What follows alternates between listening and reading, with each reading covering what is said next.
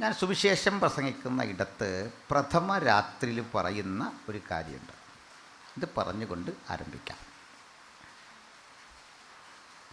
ഞങ്ങളുടെ ഈ പ്രസംഗം ഏതെങ്കിലും ഒരു സമൂഹത്തിൻ്റെ, ഒരു മതത്തിൻ്റെ, ഒരു വിശ്വാസ സംഹിതയുടെ വിമർശനമോ ശരിതെറ്റുകളുടെ വിശകലനമോ അല്ല ആത്യന്തികമായിട്ട്.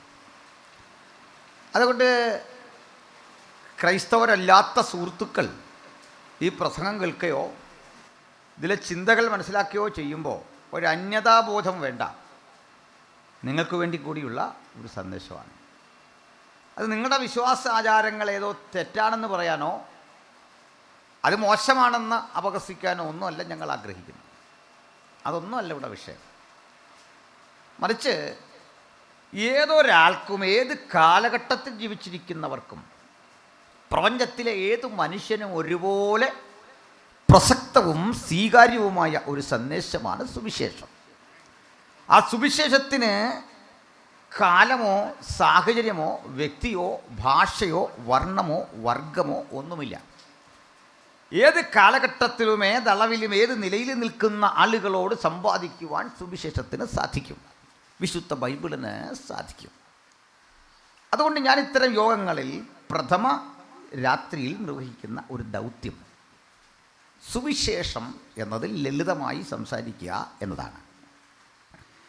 സുവിശേഷം എന്താണ് അതിൻ്റെ അർത്ഥം? അതെന്താണ് കാലത്തിന് കൊടുക്കുന്ന സന്ദേശം? അതെന്തിനാണ് നിങ്ങൾ കേൾക്കുന്നത്? അതിൻ്റെ ഉള്ളടക്കം എന്ന് ബോധ്യം വരാൻ അതിൻ്റെ പ്രതിപാദ്യമായ സംഭവങ്ങളെ മുഴുവൻ ക്രോഡീകരിച്ചിരിക്കുന്ന വിശുദ്ധ ബൈബിൾ എന്ന അതുല്യ ഗ്രന്ഥത്തിലേക്ക് നമുക്കടുത്തു വരണം. വിശുദ്ധ ബൈബിളിൽ നിന്നാണ് നാം ഒരു വാക്യം വായിച്ചത്.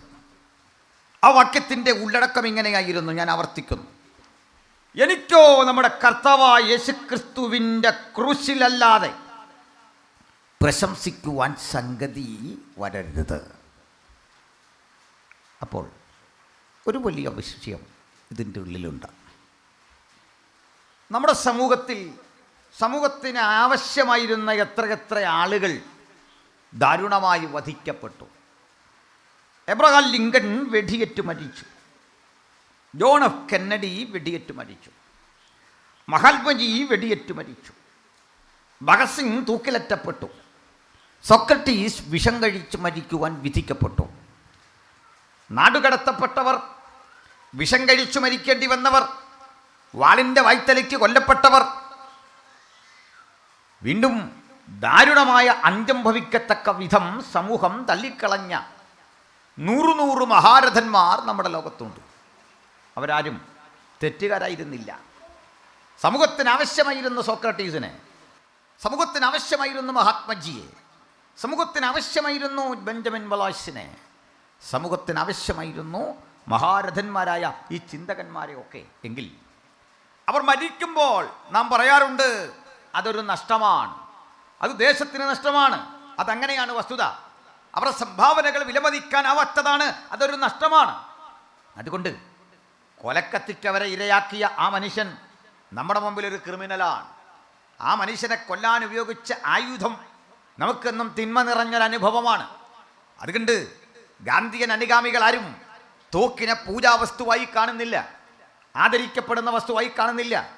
ഉലകത്തിലെ പല മഹാരഥന്മാരുടെയും കല്ലറകളൊക്കെ സന്ദർശിക്കുവാൻ എനിക്ക് അവസരമുണ്ടായിട്ടുണ്ട്. ഈജിപ്തിലെ പ്രസിദ്ധനായ ഒരു രാജാവുണ്ടായിരുന്നു, ഒരു പ്രസിഡന്റ് ഉണ്ടായിരുന്നു. അദ്ദേഹം വെടിയേറ്റ് മരിച്ച ഇടത്തെ ആ രക്തം പുരണ്ട മണ്ണ്, അദ്ദേഹം അവസാനമായി ധരിച്ച കോട്ട്, അദ്ദേഹം അവസാനമായി ഉപയോഗിച്ച വിക്സിൻ്റെ ഗുളികകൾ, അതിൻ്റെ ആ കവർ ചെയ്ത് വെച്ചിരിക്കുന്ന ആ ഡബ്ബ, ഇതെല്ലാം ഇന്നും മ്യൂസിയത്തിൽ അലക്സാണ്ട്രിയയിൽ സൂക്ഷിച്ചു വെച്ചിട്ടുണ്ട്. പക്ഷേ അദ്ദേഹത്തിന് നേരെ ആയുധം പ്രയോഗിച്ചവൻ്റെ ആയുധമോ വെടിയുണ്ടയുടെ തിരയോ ഒരിക്കലും വിശുദ്ധ വസ്തുവായി സൂക്ഷിച്ചിട്ടില്ല. മഹാത്മജി വെടിയേറ്റ് മരിച്ച ഇടവും അദ്ദേഹം ഹയരേയം എന്ന് പറഞ്ഞുകൊണ്ട് താഴെ വീഴുമ്പോൾ ചൊരിയപ്പെട്ട ചോരയുടെ ഭാഗങ്ങളുമൊക്കെ അടയാളപ്പെടുത്തി വെച്ചിട്ട് അത് ദേശീയ സ്മാരകങ്ങളുടെ ഭാഗമായി സൂക്ഷിച്ചിട്ടുണ്ട്. എന്നാൽ അദ്ദേഹം വെടിയേറ്റ് മരിച്ച ഘട്ടത്തിൽ അദ്ദേഹത്തിൻ്റെ ശരീരം തുളച്ച് പുറത്തെടുത്ത വെടിയുണ്ടയോ, അദ്ദേഹത്തെ ആക്രമിക്കാൻ ഉപയോഗിച്ച തോക്കോ നമുക്കെന്നും ഒരു പ്രതിസന്ധിയുടെ വസ്തുവാണ്. അത് കാണുമ്പോൾ വേണ്ടപ്പെട്ടൊരു മനുഷ്യന്, ആദരിക്കപ്പെടേണ്ട ഒരു മനുഷ്യന് മരണം വിധിയെഴുതിയ ലോകത്തിൻ്റെ വ്യവസ്ഥകളോട് നമുക്കൊരു കലഹമോ സങ്കടമോ ഒരു വിരോധമോ ധാർമ്മിക രോഷമോ തോന്നാം. പക്ഷേ ഇവിടെ ഇത് അപ്പോസ്തലൻ വിപരീത ദിശയിൽ ഒരു കാര്യം പ്രഖ്യാപിക്കുന്നു. യേശു ക്രൂശിക്കപ്പെട്ടെങ്കിൽ ആ ക്രൂശിനെ നോക്കിക്കൊണ്ട് പറയുക, ആ ക്രൂശ് ഞങ്ങൾക്ക് പ്രശംസാ വസ്തുവാണ്. ആ ക്രൂശ് ഒഴികെ ഒന്നിലും പ്രശംസിക്കുവാൻ ഞങ്ങൾക്ക് ഇടവരാതിരിക്കട്ടെ. ആ ക്രൂശ് എങ്ങനെയാണ് പ്രശംസയാകുന്നത്? മാരകമായ മരണം ലോകത്തിലെ ക്രിമിനലുകൾക്ക് വിധിയെഴുതിയ ആ മരക്കുരിശ് നോക്കിക്കൊണ്ട് പൗലോസ് എന്ന ഉന്നത ദാർശനികൻ, ഉന്നത ചിന്തകൻ ഇത്ര ആത്മാഭിമാനത്തോടെ പറയുക, ഈ ക്രൂശ് എനിക്ക് പ്രശംസയാണെന്ന് പറയുമ്പോൾ അത് ലംബവും തിരശ്ചീനവുമായി ഇണച്ചു കെട്ടിയിരിക്കുന്ന മരക്കമ്പുകളെ നോക്കി സിമന്റിൽ തീർത്തൊരു കുരിശിനെ നോക്കിക്കൊണ്ട് വിളിച്ചു പറയുകയല്ല. ആ ക്രൂശിൽ ഉലകത്തിൽ ഇതുവരെ കണ്ടതിൽ ഏറ്റവും ശ്രേഷ്ഠവും അനിവാര്യവുമായ ഒരു സംഭവം നടന്നപ്പോൾ മരണത്തിനും മരണം വിധി എഴുതുന്ന ജീവന്റെ അപ്പമായവൻ തകർക്കപ്പെടുന്ന കാഴ്ച കണ്ടിട്ട് അർത്ഥസഹിതമായ ആ മരണത്തിന്റെ അർത്ഥതലങ്ങളെ വിവക്ഷിച്ചുകൊണ്ട് അപ്പോസ്തലൻ പറയുക, എനിക്കോ നമ്മുടെ കർത്താവായ യേശു ക്രിസ്തുവിന്റെ ക്രൂശിൽ അല്ലാതെ പ്രശംസിക്കുവാൻ ഇടവരരുത്. മുഴുവൻ പാപത്തിന്റെ പ്രായശ്ചിത്തത്തിനായി ഇന്നേക്ക് 2000 ആണ്ടുകൾക്കപ്പുറത്ത് കാൽവയുടെ കൊലമരത്തിൽ പ്രാണനെ യാഗമാക്കി തീർത്ത കർത്താവായ യേശു ക്രിസ്തുവിന്റെ ക്രൂശും അവിടുത്തെ അന്ത്യനിമിഷങ്ങളും അവിടുത്തെ പ്രായശ്ചിത്ത ബലിയും ഉത്കൃഷ്ടമായ ഒരു അനുഭവമായി ചൂണ്ടിക്കാട്ടിക്കൊണ്ട് ഈ ശബ്ദം കേൾക്കുന്ന ഏവർക്കും സുവിശേഷത്തിന്റെ ആ ലളിത സാരാംശം ഞങ്ങൾ ഇങ്ങനെ ഉദ്ഘോഷിക്കട്ടെ. മറ്റൊരുത്തലും രക്ഷയില്ല, നാം രക്ഷിക്കപ്പെടുവാൻ ആകാശത്തിന് കീഴിൽ മനുഷ്യരുടെ ഇടയിൽ നൽകപ്പെട്ട ഒരേ ഒരു നാമം കർത്താവായ യേശു ക്രിസ്തുവിന്റെ നാമം. Hallelujah, praise the Lord. അതുകൊണ്ട് ആ സുവിശേഷത്തെ ആലേഖനം ചെയ്തു വച്ചിരിക്കുന്ന ബൈബിളിലൂടെ നമുക്ക് ഒന്ന് യാത്ര ചെയ്ത് തുടങ്ങാം. Hallelujah, praise the Lord. എന്താണത്? ബൈബിൾ എന്നത് 66 പുസ്തകങ്ങളുടെ ഒരു സമാഹാരമാണ്. 66 പുസ്തകങ്ങളുള്ള ബൈബിൾ 2 ഭാഗങ്ങളായി വിഭജിക്കപ്പെട്ടിരിക്കുന്നു. അതിൻ്റെ പൂർവഭാഗം അഥവാ ആമുഖഭാഗം പഴയ നിയമം എന്ന് നമ്മൾ വിളിക്കും. വാസ്തവത്തിൽ അങ്ങനെ വിളിക്കുന്നത് സാങ്കേതികമാണ്. പുതിയതൊന്ന് വന്നതുകൊണ്ട് പഴയതെന്ന് പറയുന്നതാണ്. അങ്ങനെയാണ്. 2 പുതിയ നിയമം എന്ന് പറയുന്ന ഉത്തരഭാഗം. ആമുഖഭാഗത്ത് 39 പുസ്തകങ്ങളെങ്കിൽ ഒടുവിൽ 27 പുസ്തകങ്ങൾ. രണ്ടും ചേരുന്ന 66 പുസ്തകങ്ങളുള്ള ഈ കൃതിയുടെ ഒരു സവിശേഷത, ഇതുപോലെ ഒരു കൃതിയും ലോകത്തുണ്ടായിട്ടില്ല എന്നതാണ്. കാരണം ഒരാൾ ഒറ്റ ഇരിപ്പിൽ ഇരുന്ന് എഴുതി തീർത്തതോ ഒരു കുടുംബാംഗങ്ങളോ കൂട്ടുകാരോ ഒത്തൊരുമിച്ച് കൂടിയിരുന്ന് എഴുതിയതോ ആയ ഒരു കൃതിയല്ല. മറിച്ച് 1500-ലധികം വർഷമെടുത്തു ബൈബിൾ എഴുതി ക്രോഡീകരിക്കാൻ, വേദപുസ്തക ചിന്തകൾ എഴുതാൻ, അതിലെ ഈ വിഷയങ്ങളെ ഇങ്ങനെ ആലേഖനം ചെയ്തു വെക്കാൻ. പഴയ നിയമം എന്നറിയപ്പെടുന്ന 39 പുസ്തകങ്ങൾക്ക് വേണ്ടി 32 എഴുത്തുകാരുടെ അധ്വാനമുണ്ടായെങ്കിൽ പുതുനിയമത്തിലെ 27 പുസ്തകങ്ങൾ എഴുതാൻ 8 എഴുത്തുകാർ ആവശ്യമായി വന്നു. അങ്ങനെ 40 എഴുത്തുകാർ, 3 കോണ്ടിനെന്റുകൾ, 1500 വർഷങ്ങൾ, 3 ഭാഷകൾ, ഇത്ര ഉപയോഗിച്ചുകൊണ്ടാണ് ഈ തിരുവെഴുത്ത് രേഖപ്പെടുത്തുന്നത്. ഇന്ന് ശുദ്ധമായൊരു ബൈബിൾ നമുക്ക് പ്രിൻ്റ് ചെയ്യപ്പെട്ട വിധത്തിൽ കയ്യിലുണ്ട്. നിങ്ങളൊക്കെ മൊബൈലിൽ ബൈബിളുണ്ട്. പക്ഷേ ഇതിൻ്റെ ആദ്യകാല എഴുത്ത് ഈജിപ്തിൽ മാത്രം കിട്ടുന്ന പാപ്പിറസ് എന്നറിയപ്പെടുന്ന ഒരുതരം ചെടിയുടെ തണ്ട് ചതച്ചെടുത്ത പൾപ്പിലാണ് ആദ്യത്തെ എഴുത്ത്. പിൽക്കാലത്ത് മൃഗങ്ങളുടെ തോലുകൾ എഴുതാൻ ഉപയോഗിച്ചിരുന്നു. കരി ഓയിൽ പോലെയുള്ള വസ്തുക്കൾ കൊണ്ട് നാരായമുനയിൽ അത് മുക്കിക്കൊണ്ട് എഴുതുന്ന പതിവുണ്ടായിരുന്നു. ഓട്ട് കഷണങ്ങളിൽ ആദ്യകാലത്ത് എഴുതുന്ന പതിവുണ്ടായിരുന്നു. അങ്ങനെ ഓട്ട് കഷണങ്ങളിൽ, മരത്തടിയിൽ, കളിമൺ ഫലകങ്ങളിൽ, ചുണ്ണാമ്പ് കല്ലുകൊണ്ട് ഒക്കെ വിവിധ രൂപത്തിലും ഭാവത്തിലും പാപ്പിറസും പാർച്ച്മെൻസും ഒക്കെ കൊണ്ട് ഉപയോഗിച്ചെഴുതിയ 1500 വർഷങ്ങൾ വേണ്ടി വന്ന ഈ കൃതി അക്കാലത്ത് ഒരുവൻ ഒറ്റയ്ക്ക് എടുക്കാൻ സാധിക്കില്ല. കാരണം ഇത്രയും വിശാലമായ വസ്തുക്കളിൽ എഴുതി വലിയ പരമ്പ് പോലെ ചുരുട്ടി വെക്കും. അതുകൊണ്ട് പള്ളിയിൽ തന്നെ പലരും ഇത് വെച്ചിട്ട് അത്യാവശ്യം ചില ചുരുളുകളാണ് വീട്ടിൽ കൊണ്ടുപോകുന്നത്. അങ്ങനെയൊക്കെ ആയിരുന്നു ഈ പുസ്തകം. ഈ പുസ്തകത്തിന് എഴുതാൻ 3 ഭാഷകളാണ് വേണ്ടി വന്നത്. അതിൻ്റെ ആരംഭ ഭാഗമാകുന്ന പഴയ നിയമം എഴുതാൻ വേണ്ടി വന്ന ഭാഷ എബ്രായ അഥവാ ഹീബ്രു ആണ്. ഈ ഹീബ്രു അന്നും ഇന്നും താരതമ്യേന ഒരു ദരിദ്ര ഭാഷയാണ്. എന്താ ദരിദ്ര ഭാഷ എന്ന് പറഞ്ഞാൽ? സാമ്പത്തികം ഇല്ലാത്ത ആളുകളുടെ ആണോ? അല്ല, അക്ഷരം തീരെ കുറവ്, വ്യാകരണ നിയമങ്ങൾ തീരെ കുറവ്, വാക്കുകൾ തീരെ കുറവ്. നമ്മുടെ ഭാഷയിലൊക്കെ 52 അക്ഷരമുണ്ട്. 52 അക്ഷരം, 56 കുറേ അക്ഷരമൊക്കെ പോയി. ഇതൊക്കെ കളഞ്ഞു. കൗൺസിൽ കൂടി അക്ഷരം ഒത്തിരി കളഞ്ഞു. അതാ കാരണന്മാരുണ്ടാക്കിയ പല നന്മയും നമ്മൾ വെട്ടി കളയാനല്ലാതെ പുതിയതൊന്നും ചെയ്യാൻ പറ്റിയിട്ടില്ല. നമ്മളിപ്പോൾ ഈ ഹൈവേ എന്ന് പറയുമല്ലോ, എവിടാ താമസം? ഹൈവേയുടെ അരികിലാണ്. ഹൈവേ എന്ന് പറഞ്ഞാൽ എന്താ? പണ്ട് സായിപ്പ് വെട്ടിയ റോഡാണ്. ആ റോഡിൻ്റെ നടുക്ക് കുമ്മായം കലക്കി ഒരു വരയിട്ടേച്ച് നമ്മൾ പറയാണ് ഇതാണ് ഹൈവേ. ഇത് UK ഉള്ള സൗരന്മാർ വന്നിട്ടുണ്ട്, ചോദിക്കും ഇതാണോ ഹൈവേ എന്ന് ചോദിച്ചു നോക്ക്. സായിപ്പ് ഇത് കണ്ടാൽ ചിരിക്കും. പഴയ റോഡിൻ്റെ നടുക്ക് കുമ്മായം കലക്കി ഒരു വര. അപ്പോൾ ഈ അക്ഷരം പലത് പോയി. പക്ഷെ നമ്മുടെ മലയാളം റിച്ചായൊരു ഭാഷയാണ്, ഒരു സമ്പന്ന ഭാഷയാണ്. ധാരാളം വാക്കുകൾ, ധാരാളം വ്യാകരണ സങ്കീർണത, വലിയൊരു ഭാഷയാണ്. അതുകൊണ്ട് ഒരുതപ്പെട്ടൊന്നും ഈ ഭാഷ വഴങ്ങില്ല. അതാണ് നമ്മുടെ ഭാഷയുടെ ഗുണം. ആ ഭാഷയുടെ ഗൗരവം അറിയാൻ നമ്മൾ തൊട്ടടുത്ത റെയിൽവേ സ്റ്റേഷനിൽ ചെന്നാൽ മതി. 3 ഭാഷയിലുള്ള അനൗൺസ്മെൻറ്റ് കേൾക്കാൻ ചങ്ങനാശ്ശേരിയിൽ.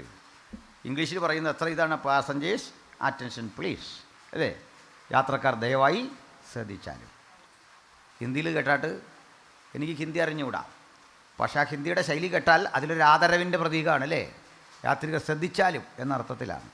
മലയാളത്തിൽ ഈ ദയവായി ശ്രദ്ധിച്ചാലൊന്നൊന്നുമില്ല. യാത്രക്കാരുടെ ശ്രദ്ധയ്ക്ക് വണ്ടി വരും, വേണേൽ കയറി പോക്കണം. അതാണ് നമ്മുടെ ആ ഭാഷയുടെ ഒരു. അപ്പോൾ ചുരുക്കി പറഞ്ഞാൽ നമ്മുടെ ഈ ഭാഷ കലഹിക്കാൻ, ഇമ്പറേറ്റീവ് മൂടി പ്രയോഗിക്കാൻ, കമാൻഡ് അതിനൊക്കെ കൊള്ളാവുന്നൊരു ഭാഷയാണ്. അതുകൊണ്ട് മോശമായിട്ട് ആരും ഭാഷ ഉപയോഗിക്കരുതെന്ന് കൂടി പറയാം. എന്നാൽ ബൈബിൾ എഴുതിയ എബ്രായ ഭാഷയുടെ പ്രത്യേകത 22 അക്ഷരങ്ങളാണ്. 22 അക്ഷരങ്ങളും 10,000-ൽ താഴെ മാത്രം വാക്കുകളും ഉള്ള ഈ ഭാഷ എഴുതുന്നത് വലത്ത് നിന്നിടത്തോട്ടാണ്. അറബിയുടെ ഒക്കെ കുടുംബമാണ്. അറബിയേക്കാൾ പ്രാചീനമാണ് എബ്രായ എന്ന ഹീബ്രു. അങ്ങനെ 22 അക്ഷരങ്ങളും 10,000-ൽ താഴെ വാക്കുകളും, ഭൂതകാലവും ഭാവി കാലവും വർത്തമാനകാലവും ഒന്നും ഇല്ലാത്തൊരു ഭാഷ. ഇതാണ് ആ ഭാഷയുടെ പ്രത്യേകത. ഇതിലാണ് പഴയ നിയമം എഴുതുന്നത്, 39 പുസ്തകം എഴുതുന്നത്. ഇനി പുതിയ നിയമം നേരെ തിരിച്ചാണ്.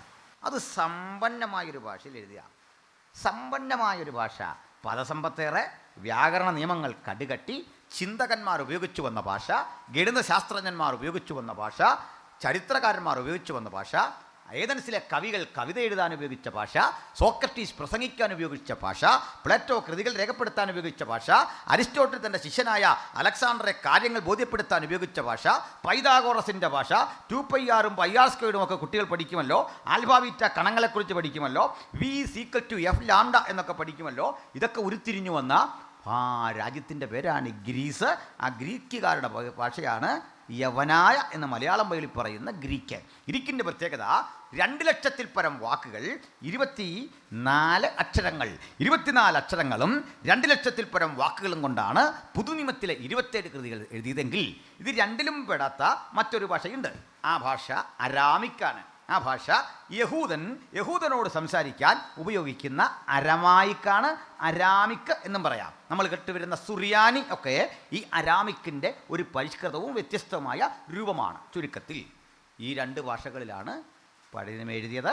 യേശു പ്രസംഗിച്ചത് അരമായിക്കിലാണ്. എന്താ മനസ്സിലായി? നല്ലയിടത്തോടെ കേട്ടോ. ഈ ബൈബിള് ഇത്രയും പ്രചാരമൊന്നും വരേണ്ട ഒരു കൃതിയായിരുന്നില്ല. കാരം വെച്ചു നോക്കിയാൽ 120 മൈൽ വരുന്ന പാലസ്തീനിയായുടെ പരിധി വിട്ടൊരിക്കലും പുറത്തു പോകാത്തവൻ്റെ പേര് യേശു. 120 മൈൽ വിസ്തൃതി വരുന്ന പാലസ്തീനിയയിലെ ഗലീലിയ എന്നറിയപ്പെടുന്ന കുഗ്രാമങ്ങളിൽ 20ഓളം വരുന്ന ചെറുപട്ടണങ്ങളെ മുഴുവൻ ഇളക്കിമറിച്ചുകൊണ്ട് യേശു പ്രസംഗിക്കുമ്പോൾ ഉപയോഗിച്ച ഭാഷ സമ്പന്നമല്ലാത്ത ലളിതമായ ഒരു അരാമിക്. ആ അരാമിക്കിൽ യേശു പ്രസംഗിച്ചത് വലിയ തത്വചിന്തയല്ല, മനുഷ്യന് മനസ്സിലാകാത്ത കാര്യങ്ങളല്ല. അത് വ്യാഖ്യാനിച്ചു തരാൻ എന്നെപ്പോലെ പ്രസംഗകൻ്റെ ആവശ്യമില്ല. അത് പഠിപ്പിച്ചു തരാൻ നമ്മുടെ ഏതെങ്കിലും ഒരു അച്ഛൻ്റെയോ പാസ്റ്ററുടെയോ സ്വാധീനതയോ ഏതെങ്കിലും പഠനമോ ആവശ്യമില്ല. മറിച്ച് നിഷ്കളങ്കമായി നിഷ്പക്ഷമായി വായിക്കാൻ മനസ്സുള്ള ഏതൊരാൾക്കും ഹൃദയത്തിന് മനസ്സിലാകുന്നൊരു ഭാഷയിലാണ് ബൈബിളിൻ്റെ എഴുത്ത്. അതുകൊണ്ട് ഒരു ദിവസം അവർ കാവർന്നഹൂമിൽ ചെന്നാറേ എന്ന് വായിച്ചു കഴിഞ്ഞാൽ ഒരു സ്ഥലത്ത് യേശു ചെന്നു. അത്ര ലളിതമാണ്. വഴിയരികിൽ ഒരു കുരുടനെ കണ്ടു. യഹോവയിലേക്ക് പോകുമ്പോൾ ആ കുരുടനവനെ വിളിച്ചു, യേശുവേ ദാവീദ് പുത്ര. ഇതൊക്കെ വ്യാഖ്യാനിക്കേണ്ട ആവശ്യമുണ്ടോ? ഏതൊരാൾക്കും എളുപ്പത്തിൽ മനസ്സിലാക്കാൻ കഴിയും വിധം ഏറ്റവും ചെറിയ ഒരു ഭാഷയിൽ ഒരു ചെറിയ ജനത്തോട് പാലസ്തീനിയ വിട്ട് പോകാത്ത ക്രിസ്തു ആ ഭാഷയിൽ പ്രസംഗിച്ചു. യേശു കർത്താവ് ഒരു പുസ്തകം എഴുതിയിട്ടില്ല. യേശു കർത്താവ് ഒരു സ്ഥാപനം രജിസ്റ്റർ ചെയ്തുണ്ടാക്കിയില്ല. യേശുവിനൊരു ഹെഡ് ക്വാർട്ടേഴ്സ് ഇല്ല. യേശുവിന് ലെറ്റർപാടും സീലും അനുഗാമികൾ ഏതെങ്കിലും വിധത്തിൽ കൊടുക്കുന്ന മറ്റ് പാരിതോഷികങ്ങളോ അംഗീകാരങ്ങളോ സ്വീകാര്യതകളോ ഇല്ല. യേശു കർത്താവ് പ്രസംഗിച്ചത് പരിമിത ഭാഷയിൽ. ആ ശബ്ദം കേൾക്കാൻ കൂടി വന്നത് 10-12 പേരായ ബേത്സയിദ കടൽക്കരയിലെ മുക്കുവന്മാർ, ചുങ്കം പിരിക്കുന്ന ആളുകൾ, ആട്ടിടയന്മാർ. ഇവരിൽ നിന്ന് അരിച്ചെടുത്ത് കിട്ടിയത് 12 പേരെ. ആ കൂടെ കാര്യമായ പഠിപ്പുള്ള 2 പേര് കാണും. ബാക്കി ആളുകളെല്ലാം ഇല്ലിറ്ററേറ്റാണ്. മത്തായിയെ പോലുള്ള ചിലർക്ക് ചുങ്കം പിരിവുകാരനായതുകൊണ്ട് കണക്കെഴുതിയൊക്കെ ശീലമുണ്ട്. അതിനപ്പുറത്ത് കാര്യമായ അറിവുകളുള്ളവരല്ല. അപ്പോൾ ഈ മാർഗം എവിടെ വരെ പോകും? ഈ മാർഗത്തിന് പാലസ്തീനിയ വിട്ട് പുറത്ത് കിടക്കാൻ എന്താണ് സംഗതി? ഏതെങ്കിലും ഒരു സാധ്യതയുണ്ടോ? ഒരു സാധ്യതയുമില്ലെങ്കിൽ, ഒരിക്കൽ പോലും ഒരു പാട്ടെഴുതിയിട്ടില്ലാത്തവനാണ് യേശുവെങ്കിൽ ഉലകത്തിൽ ഏറ്റവും അധികം പാട്ടുണ്ടായത് യേശുവിനെ കുറിച്ചാണ്.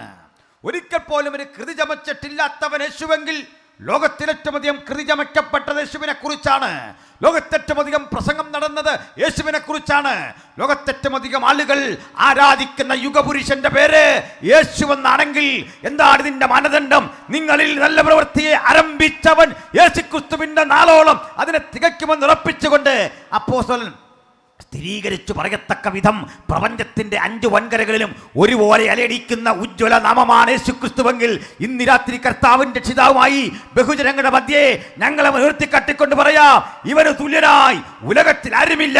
അവന്റെ പ്രവൃത്തിക്കും അവന്റെ ശബ്ദത്തിനും അവന്റെ ആധികാരികതയ്ക്കും മുമ്പിൽ മുട്ടുമടക്കാത്ത വ്യക്തി ജീവിതങ്ങളില്ല. അവന്റെ മുമ്പിൽ ഇളകാത്ത കുന്നുകളില്ല. അവന്റെ മുമ്പിൽ അടർന്നു വീഴാത്ത വടവൃക്ഷങ്ങളില്ല. അവന്റെ മുമ്പിൽ തകരാത്ത ഉഗ്രപ്രതാപങ്ങളില്ല. ഏത് ദുഷ്ടപോരികളുടെ മീതെയും ജയമെടുക്കുന്ന ദൈവപുത്രനായ ക്രിസ്തുവിനെ ഒരിക്കൽ കൂടി ഉയർത്തിക്കാട്ടിക്കൊണ്ട് ഈ ദേശത്തിന്റെ മുമ്പായി അവതരിപ്പിച്ച് ഞങ്ങൾ വീണ്ടും ആവർത്തിക്കുന്നു, മറ്റൊരുവരിലും രക്ഷയില്ല. നാം രക്ഷിക്കപ്പെടുവാൻ ആകാശത്തിന് കീഴിൽ മനുഷ്യരുടെ ഇടയിൽ നൽകപ്പെട്ട ഒരേയൊരു നാമം കർത്താവായ യേശുക്രിസ്തുവിന്റെ നാമം. ഹല്ലേലൂയ, സ്തോത്രം. ഇത് പറയുമ്പോൾ ലോകത്തേറ്റവും അധികം പ്രതിസന്ധി അനുഭവിച്ച കൃതിയും ഈ ബൈബിളാണ്. ഇത് പ്രസംഗിക്കാൻ, ഇത് പഠിപ്പിക്കാൻ, ഇത് പ്രചരിപ്പിക്കാൻ, ഇതിൻ്റെ എഴുത്തുകാരായിരിക്കാൻ ഇന്നും കഴിയാത്ത വിധം ലോകം വല്ലാതെ ഇടുങ്ങിയിരിക്കുന്ന ഒരു കാലമാണ്. ലോകത്തേറ്റവും അധികം ഉപദ്രവിക്കപ്പെട്ട മാർഗം യേശുവിൻ്റെ മാർഗമാണ്. കഴിഞ്ഞ 2000 ആണ്ടുകളുടെ ചരിത്രം പരിശോധിച്ചാൽ ഞങ്ങൾക്ക് ആദ്യമായി ഒരു രക്തസാക്ഷി ഉണ്ടായി. ആ രക്തസാക്ഷി യെരൂശലേമിൻ്റെ തെരുവീഥിയിൽ യേശുവിനെ കുറിച്ച് പ്രസംഗിച്ചപ്പോൾ മതമേധാവിത്വം കല്ലെടുത്തു. ആദ്യത്തെ ഏറുകൊണ്ട് പുരോഹിതൻ ഞങ്ങളുടെ ആദ്യത്തെ പ്രഭാഷകനെ കല്ലെറിഞ്ഞു താഴെ വീഴിച്ചു. പേര് സ്തെഫാനോസ്. സ്തെഫാനോസ് ഏറുകൊണ്ട് മരണം വരിച്ചാരംഭിച്ച ഈ മാർഗം അന്ന് മുതൽ മരിച്ചു ജയിച്ച മാർഗമാണ്. കല്ലെടുത്തെറിയാൻ വരുന്നവന്റെ മുമ്പിൽ, കരവാളേന്തി തലയെറുക്കാൻ വരുന്നവന്റെ മുമ്പിൽ, കൊലക്കത്തിയുമായി എടുത്തു വരുന്നതിന്റെ മുമ്പിൽ, മാരക സ്ഫോടക വസ്തുക്കളും കൊണ്ട് എറിയാൻ വരുന്നവന്റെ മുമ്പിൽ ഒരിക്കലും തിരിച്ചടിക്കാതെ, ആയുധം കയ്യിലെടുക്കാതെ, കയ്യിൽ ആയുധം രാഗിമിനുക്കി മുറിവേൽപ്പിച്ച് തകർക്കാൻ വരുന്നവനെയും കരം നീട്ടി സ്വീകരിക്കുന്ന ഉലകത്തിലെ ഒരേ ഒരു മാർഗമുണ്ടെങ്കിൽ അത് കർത്താവായ യേശുക്രിസ്തുവിന്റെ മാർഗമാണ്, സുവിശേഷത്തിന്റെ മാർഗമാണ്. ആയുധമെടുക്കാതെ പ്രപഞ്ചത്തിന്റെ 5 വൻകരകളിലും പടർന്നു പന്തലിക്കുന്ന ഈ അതുല്യ നാമത്തെ സ്തുതിക്കാൻ കഴിയുന്നത് ജീവിതത്തിന്റെ എത്ര വലിയ ഭാഗ്യം. പ്രപഞ്ചം മുഴുവൻ സൃഷ്ടിച്ച ഒരു ദൈവമുണ്ട് എന്ന യാഥാർത്ഥ്യം ഉലകത്തോട് പ്രസ്താവിക്കുമ്പോൾ ആ ദൈവത്തെക്കുറിച്ച് പ്രസംഗിക്കാൻ ഞങ്ങൾക്ക് ആയുധത്തിന്റെ ആവശ്യമില്ല. ആ ദൈവത്തെക്കുറിച്ച് ബോധ്യപ്പെടുത്തുവാൻ ഞങ്ങൾക്ക് മറ്റൊരുവനെ മുറിവേൽപ്പിക്കേണ്ട ആവശ്യമില്ല. ഞങ്ങൾ വിശ്വസിക്കുന്ന ദൈവത്തിന് വിലപിടിപ്പുള്ളത് അന്യന്റെ ചോര എന്ന് വിശ്വസിക്കാൻ ഞങ്ങൾക്ക് ആഗ്രഹമില്ല. ഹല്ലേലൂയ. മാത്രമല്ല, പ്രാണൻ വെടിയേണ്ടി വന്നാലും ജീവരക്തം അർപ്പിക്കേണ്ടി വന്നാലും യേശുവിനെ തള്ളിക്കളയാത്ത 1-2 പേരെയല്ല, ജനലക്ഷങ്ങളെ കൊണ്ട് മലീമസമായ ഒരു ചരിത്രത്തിന്റെ പിന്നാമ്പുറങ്ങൾ പരിശോധിച്ചാൽ മനസ്സിലാകും. അവരുടെ ജീവരത്നം ഭൂമിയിൽ വീണപ്പോൾ ലോക ചരിത്രം മലീമസമായെങ്കിൽ യേശുവിന്റെ ചരിത്രം കൂടുതൽ അഭിവൃദ്ധിപ്പെട്ടു. എന്തേ കാര്യം? ഇന്നും ആയിരങ്ങൾ മരിച്ചു വീഴുന്ന മാർഗം യേശുക്രിസ്തുവിൻ്റെ സുവിശേഷമാണ്. ഹല്ലേലൂയ. അപ്പോൾ അതൊരു അഭിമാനകരമായ കാര്യമല്ലേ? ആരെയും കൊല്ലാതെ, ആരെയും ഉപദ്രവിക്കാതെ, ഒരു മനുഷ്യനെയും ദ്രോഹിക്കാതെ, കയ്യിൽ കരവാളം എന്തിക്കൊണ്ട് തലകരുത്തു മാറ്റാൻ വരുന്നവനെയും കരം നീട്ടി സ്വീകരിക്കുന്ന ഈ മാർഗം പോലെ ഉലകത്തിലൊരു മാർഗമുണ്ടോ? ഇത്രയും പവിത്രമായൊരു മാർഗമുണ്ടോ? വൈരാഗ്യം തോന്നാത്ത മാർഗം, ആയുധമെടുത്തു വരുന്നവനെയും നോക്കിക്കൊണ്ട് സ്നേഹിതാ യേശു നിന്നെ സ്നേഹിക്കുന്നെന്ന് പറയാൻ ഞങ്ങളെ പ്രേരിപ്പിച്ച അതുല്യ കൃതിയുടെ പേരാണ് ബൈബിളെങ്കിൽ ഈ പുസ്തകം ചുമക്കാൻ ഭാഗ്യം ലഭിച്ചവരെ, അതോർത്ത് ഞാൻ ദൈവത്തെ സ്തുതിക്കുന്നു. ഈ പുസ്തകമാണ് നമ്മുടെ ജീവിതത്തിന്റെ രക്ഷ. ഈ പുസ്തകമാണ് സത്യദൈവത്തെ കുറിച്ച് ഉലകത്തെ പഠിപ്പിക്കുവാൻ നമുക്ക് ആർജവം തന്ന കൃതിയെങ്കിൽ ഒരു കാര്യം മനസ്സിലാക്കുക, ഇത് നമ്മൾ വായിക്കുമ്പോൾ നമ്മെ കൂടി വായിക്കുന്ന പുസ്തകമാണ്. ഹല്ലേലൂയ! എന്നെ വായിച്ചു കൊണ്ടിരിക്കുന്ന പുസ്തകം, എൻ്റെ കുറവുകൾ കണ്ടുണർന്ന് എന്നെ മനസ്സിലാക്കി എന്നെക്കുറിച്ച് ബോധ്യപ്പെടുത്തി തരുന്ന പുസ്തകം. ഹല്ലേലൂയ! ഇനി ഒരു കാര്യം കൂടി പറഞ്ഞ് ഞാൻ ആ ഭാഗം വിടുക. ഞാൻ ഈ പ്രസംഗം കേൾക്കുന്ന ആളുകൾക്കിടയിൽ അന്യമതസ്ഥരായ ആളുകളുണ്ടെങ്കിൽ അവരെ ബഹുമാനിച്ച് മാത്രം ഇടപെടാൻ ശ്രമിക്കുന്ന ഒരു സുവിശേഷകനാണ്. എൻ്റെ കാരണം, ഈ മലയാള ബൈബിൾ നമ്മുടെ പക്കലേക്ക് ഇന്ന് ഇങ്ങനെ തന്നിരിക്കുന്നത് നമ്മുടെ ആരുടെയും കഴിവല്ല. ഇത് ഹൈന്ദവ സഹോദരന്മാരുടെ ശ്രമഫലമായിട്ടാണ് ഈ പുസ്തകം നമ്മുടെ കയ്യിൽ ഇങ്ങനെ ഇരിക്കുന്നത്. പല ക്രിസ്ത്യാനിക്കും അതറിയില്ല. ഇത് വാങ്ങിയിട്ട് മുത്തിയിട്ട് തിരിച്ച് ഷെൽഫി വെക്കുക നമ്മളീ പലതും ചെയ്യുന്നെങ്കിൽ, ഈ പുസ്തകം നമ്മുടെ പക്കൽ എത്തിച്ചു തന്നത്, ഇതിൻ്റെ പരിഭാഷ നിർവഹിച്ചത് ഹൈന്ദവ സുഹൃത്തുക്കളാണ്. നമുക്ക് സന്തോഷമില്ല അത് കേട്ടിട്ട്? ഈ പുസ്തകം വായിക്കുന്ന ഓരോ ക്രിസ്ത്യാനിയും ഈ നാട്ടിലെ ഹൈന്ദവ സഹോദരന്മാരോട് കടപ്പെട്ടിരിക്കുന്നു. കാരണം അവരാണ് ഈ പുസ്തകം നമുക്ക് തന്നത്. നിങ്ങൾക്ക് സന്തോഷമില്ല? അതിൽ സന്തോഷമുണ്ട്. സന്തോഷമുണ്ട്. എങ്ങനെയാണെന്ന് കൂടി പറയാം. മലയാള ഭാഷയിൽ നമുക്ക് ബൈബിളില്ല. അപ്പോൾ നമ്മൾ ചെയ്തുകൊണ്ടിരുന്നത്, പുരോഹിതന്മാർ സുറിയാനിയിൽ ഇതൊക്കെ വായിക്കും. നമ്മളത് കേട്ടിട്ട് ആമേൻ എന്ന് പറഞ്ഞിട്ട് തിരിച്ചു പോരും. എന്നാന്നൊന്നും മനസ്സിലാകുന്നില്ല, ആമേൻ എന്ന് പറഞ്ഞിട്ട് തിരിച്ചു പോരും. ഈ മറ്റൊരു ഭാഷയിൽ സംസാരിക്കുന്ന പലപ്പോഴും നമുക്ക് മനസ്സിലാവില്ല. അപ്പോൾ എന്തു ചെയ്യും? നമ്മൾ ആമേൻ പറഞ്ഞിട്ട് പോരും. നിങ്ങളുടെ മാത്രം പ്രശ്നമില്ല, എൻ്റെ കൂടി ഒരു അനുഭവം തുറന്നു പറയാമല്ലോ. എന്നെ അവിടുത്തെ ഒരു പരിഭാഷയ്ക്ക് വിളിച്ചു. ഈ പരിഭാഷയ്ക്ക് ചെല്ലുമ്പോൾ അദ്ദേഹം ഇംഗ്ലീഷല്ല പറയുന്നത്, സ്പാനിഷാണ്. ഇംഗ്ലീഷ് പോലെ ഇരിക്കും, പക്ഷേ സ്പാനിഷാണ്. ആ പാടെ വിഷമിച്ച് നടക്കുകയാണ്. അപ്പോൾ ഈ വന്ന പുള്ളികളോർത്ത് പുള്ളിക്ക് ഇംഗ്ലീഷ് അറിയാം. തട്ടിമുട്ടിപ്പോലും ഇംഗ്ലീഷ് അറിയില്ല, സ്പാനിഷാണ്. ഞാൻ പറഞ്ഞ് പേടിക്കേണ്ട, അതിന് വഴി നമ്മുടെ മുമ്പിലുണ്ട്, ഇരിക്കാൻ പറയും. നമ്മൾ അദ്ദേഹത്തോട് ഇംഗ്ലീഷ് പറഞ്ഞാൽ മനസ്സിലാവില്ല, മലയാളം ഒട്ടും മനസ്സിലാവില്ല. അതവിങ്ങനെ പറഞ്ഞു വന്നപ്പോൾ എനിക്കതിലെ ഈ ഇംഗ്ലീഷിനോട് സിമിലറായ ചില പദങ്ങൾ പിടികിട്ടിയിട്ട് വിശദാംശങ്ങളൊക്കെ ചോദിച്ചു. അപ്പോൾ ഒരു വിധത്തിൽ അതേ ഇങ്ങോട്ട് പറഞ്ഞു വന്നപ്പോൾ ഞാൻ പറഞ്ഞു, ഓക്കെ പ്രസംഗിച്ചോളാം. അദ്ദേഹം എഴുന്നേറ്റ് നിന്ന് ഒരു പ്രസംഗം അങ്ങ് പറഞ്ഞു. ഞാനും അദ്ദേഹം പറഞ്ഞ കൂടത്തിൽ അതേ താളത്തിൽ തരക്കേടില്ലാത്ത വേറൊരു പ്രസംഗം അവിടെ ഒന്നങ്ങ് പറഞ്ഞു. കാരണം ഈ വായിച്ച വാക്യം വന്നപ്പോഴേക്കും മനസ്സിലായി, സക്കായി അത്തിയെ കയറിയ ഇറങ്ങുമെന്ന് എനിക്കറിയാം. ഇന്ന് നിൻ്റെ വീട്ടിൽ ഞാൻ പാർക്കുമെന്നും യേശു പറയുമെന്നറിയാം. അപ്പോൾ അദ്ദേഹത്തിൻ്റെ വഴിക്കൊരു പ്രസംഗം, ഞാൻ എൻ്റെ വഴിക്ക് വേറെ പ്രസംഗം. അപ്പോൾ അതുകൊണ്ടൊരു ഗുണമുണ്ട്. എന്താ ഗുണം പറയാം? സ്പാനിഷ് അറിയാവുന്ന ആരെങ്കിലും അവിടെ ഉണ്ടെങ്കിൽ അവർക്ക് സ്പാനിഷിലൊരു പ്രസംഗം, മലയാളികളുണ്ടെങ്കിൽ മലയാളത്തിൽ എൻ്റെ വേറൊരു പ്രസംഗം. ഇത് രണ്ടും അറിയാവുന്നവരുണ്ടെങ്കിൽ ഒരേ സമയത്ത് രണ്ട് പ്രസംഗം. നിസ്സാര കാര്യമാണോ? അതങ്ങനെ ആ ദിവസം പോയി. സന്ധ്യയായി വിശ്വസമായി ഒന്നാം ദിവസം എന്ന് പറഞ്ഞാൽ അത് പോയി. ഇതിന് മറുവശ പറയാ, ഈ ഭാഷാപരമായി പ്രശ്നം ഇങ്ങനെ നിൽക്കേ, നമുക്കൊരു ബൈബിൾ ഉണ്ടാകണം, നമുക്കൊരു പുസ്തകം ഉണ്ടാകണം മലയാളത്തിൽ. നമുക്ക് മലയാളത്തിൽ പുസ്തകമുണ്ടാകാൻ അന്ന് ശ്രമം നടത്തി. അപ്പോൾ കായംകുളം ഫിലിപ്പോസ് റമ്പാൻ എന്നു പേരായ പുരോഹിതൻ ഒരു ബൈബിൾ പരിഭാഷയുടെ ശ്രമം നടത്തി. പക്ഷെ ആ പരിഭാഷയിൽ ഒട്ടേറെ പ്രശ്നങ്ങൾ അന്നത്തെ മലയാളത്തോട് യോജിക്കുന്നില്ല. ഇത് വന്നപ്പോൾ കോട്ടയത്ത് CMS കോളേജിൻ്റെ സ്ഥാപകരിൽ പ്രമുഖനായ ബെഞ്ചമിൻ ബെയ്ലി ഇവിടെ വന്നു. ഈ ബെയ്ലിയാണ് നമ്മുടെ മലയാള അക്ഷരങ്ങൾ ഇങ്ങനെ വളച്ച് റെഡിയാക്കി തന്നത്. പണ്ട് ഈ റാ എഴുതുന്നത് ഈ ജനൽ പോലെയായിരുന്നു, കട്ടള പോലെയായിരുന്നു. പുള്ളിക്കാരനാണ് അതിങ്ങനെ ആക്കി തന്നത്. ചതുരവടിയുള്ള അക്ഷരങ്ങളെ വട്ടെഴുത്താക്കി മാറ്റിയത് ആരാ? ബെയ്ലിയാണ്. വലിയ കഞ്ഞിക്കുഴിയിലും പാമ്പാടിയിലും പരിസര പ്രദേശങ്ങളിലുമൊക്കെ ഉള്ള കൊല്ലപ്പണി ചെയ്യുന്ന സുഹൃത്തുക്കളുടെ വീട്ടിലെത്തി രാവെളുക്കോളം ഇരുന്നു കൊണ്ട് ഇരുമ്പിൽ ഉരുക്കിയെടുത്ത് ഈ അക്ഷരങ്ങൾ ഉണ്ടാക്കാൻ അവരെ ഇങ്ങനെ പഠിപ്പിച്ചുകൊണ്ടിരിക്കുകയാണ്. ഇങ്ങനെയാണ് ആദ്യത്തെ ബൈബിളിൻ്റെ ആ പരിഭാഷയുടെ ഈ അച്ചുകൂടം ചെയ്യാനുള്ള പണി നടക്കുന്നത്. ഈ ഘട്ടത്തിൽ ബെയ്ലി അവർ ചെയ്തത് മുഴുവൻ ബൈബിളും മലയാളത്തിൽ കിട്ടാൻ വേണ്ടിയിട്ട് പരിഭാഷ നിർവഹിക്കാൻ ചെന്ന് സമീപിച്ചത് പ്രമുഖരായ 3 പേരെയാണ്. ഒന്ന്, മോസസ് ഇസാർവതി എന്നു പേരായ ഒരു യഹൂദൻ. 2, അദ്ദേഹം കൊച്ചി സ്ഥിരതാമസക്കാരനാണ്.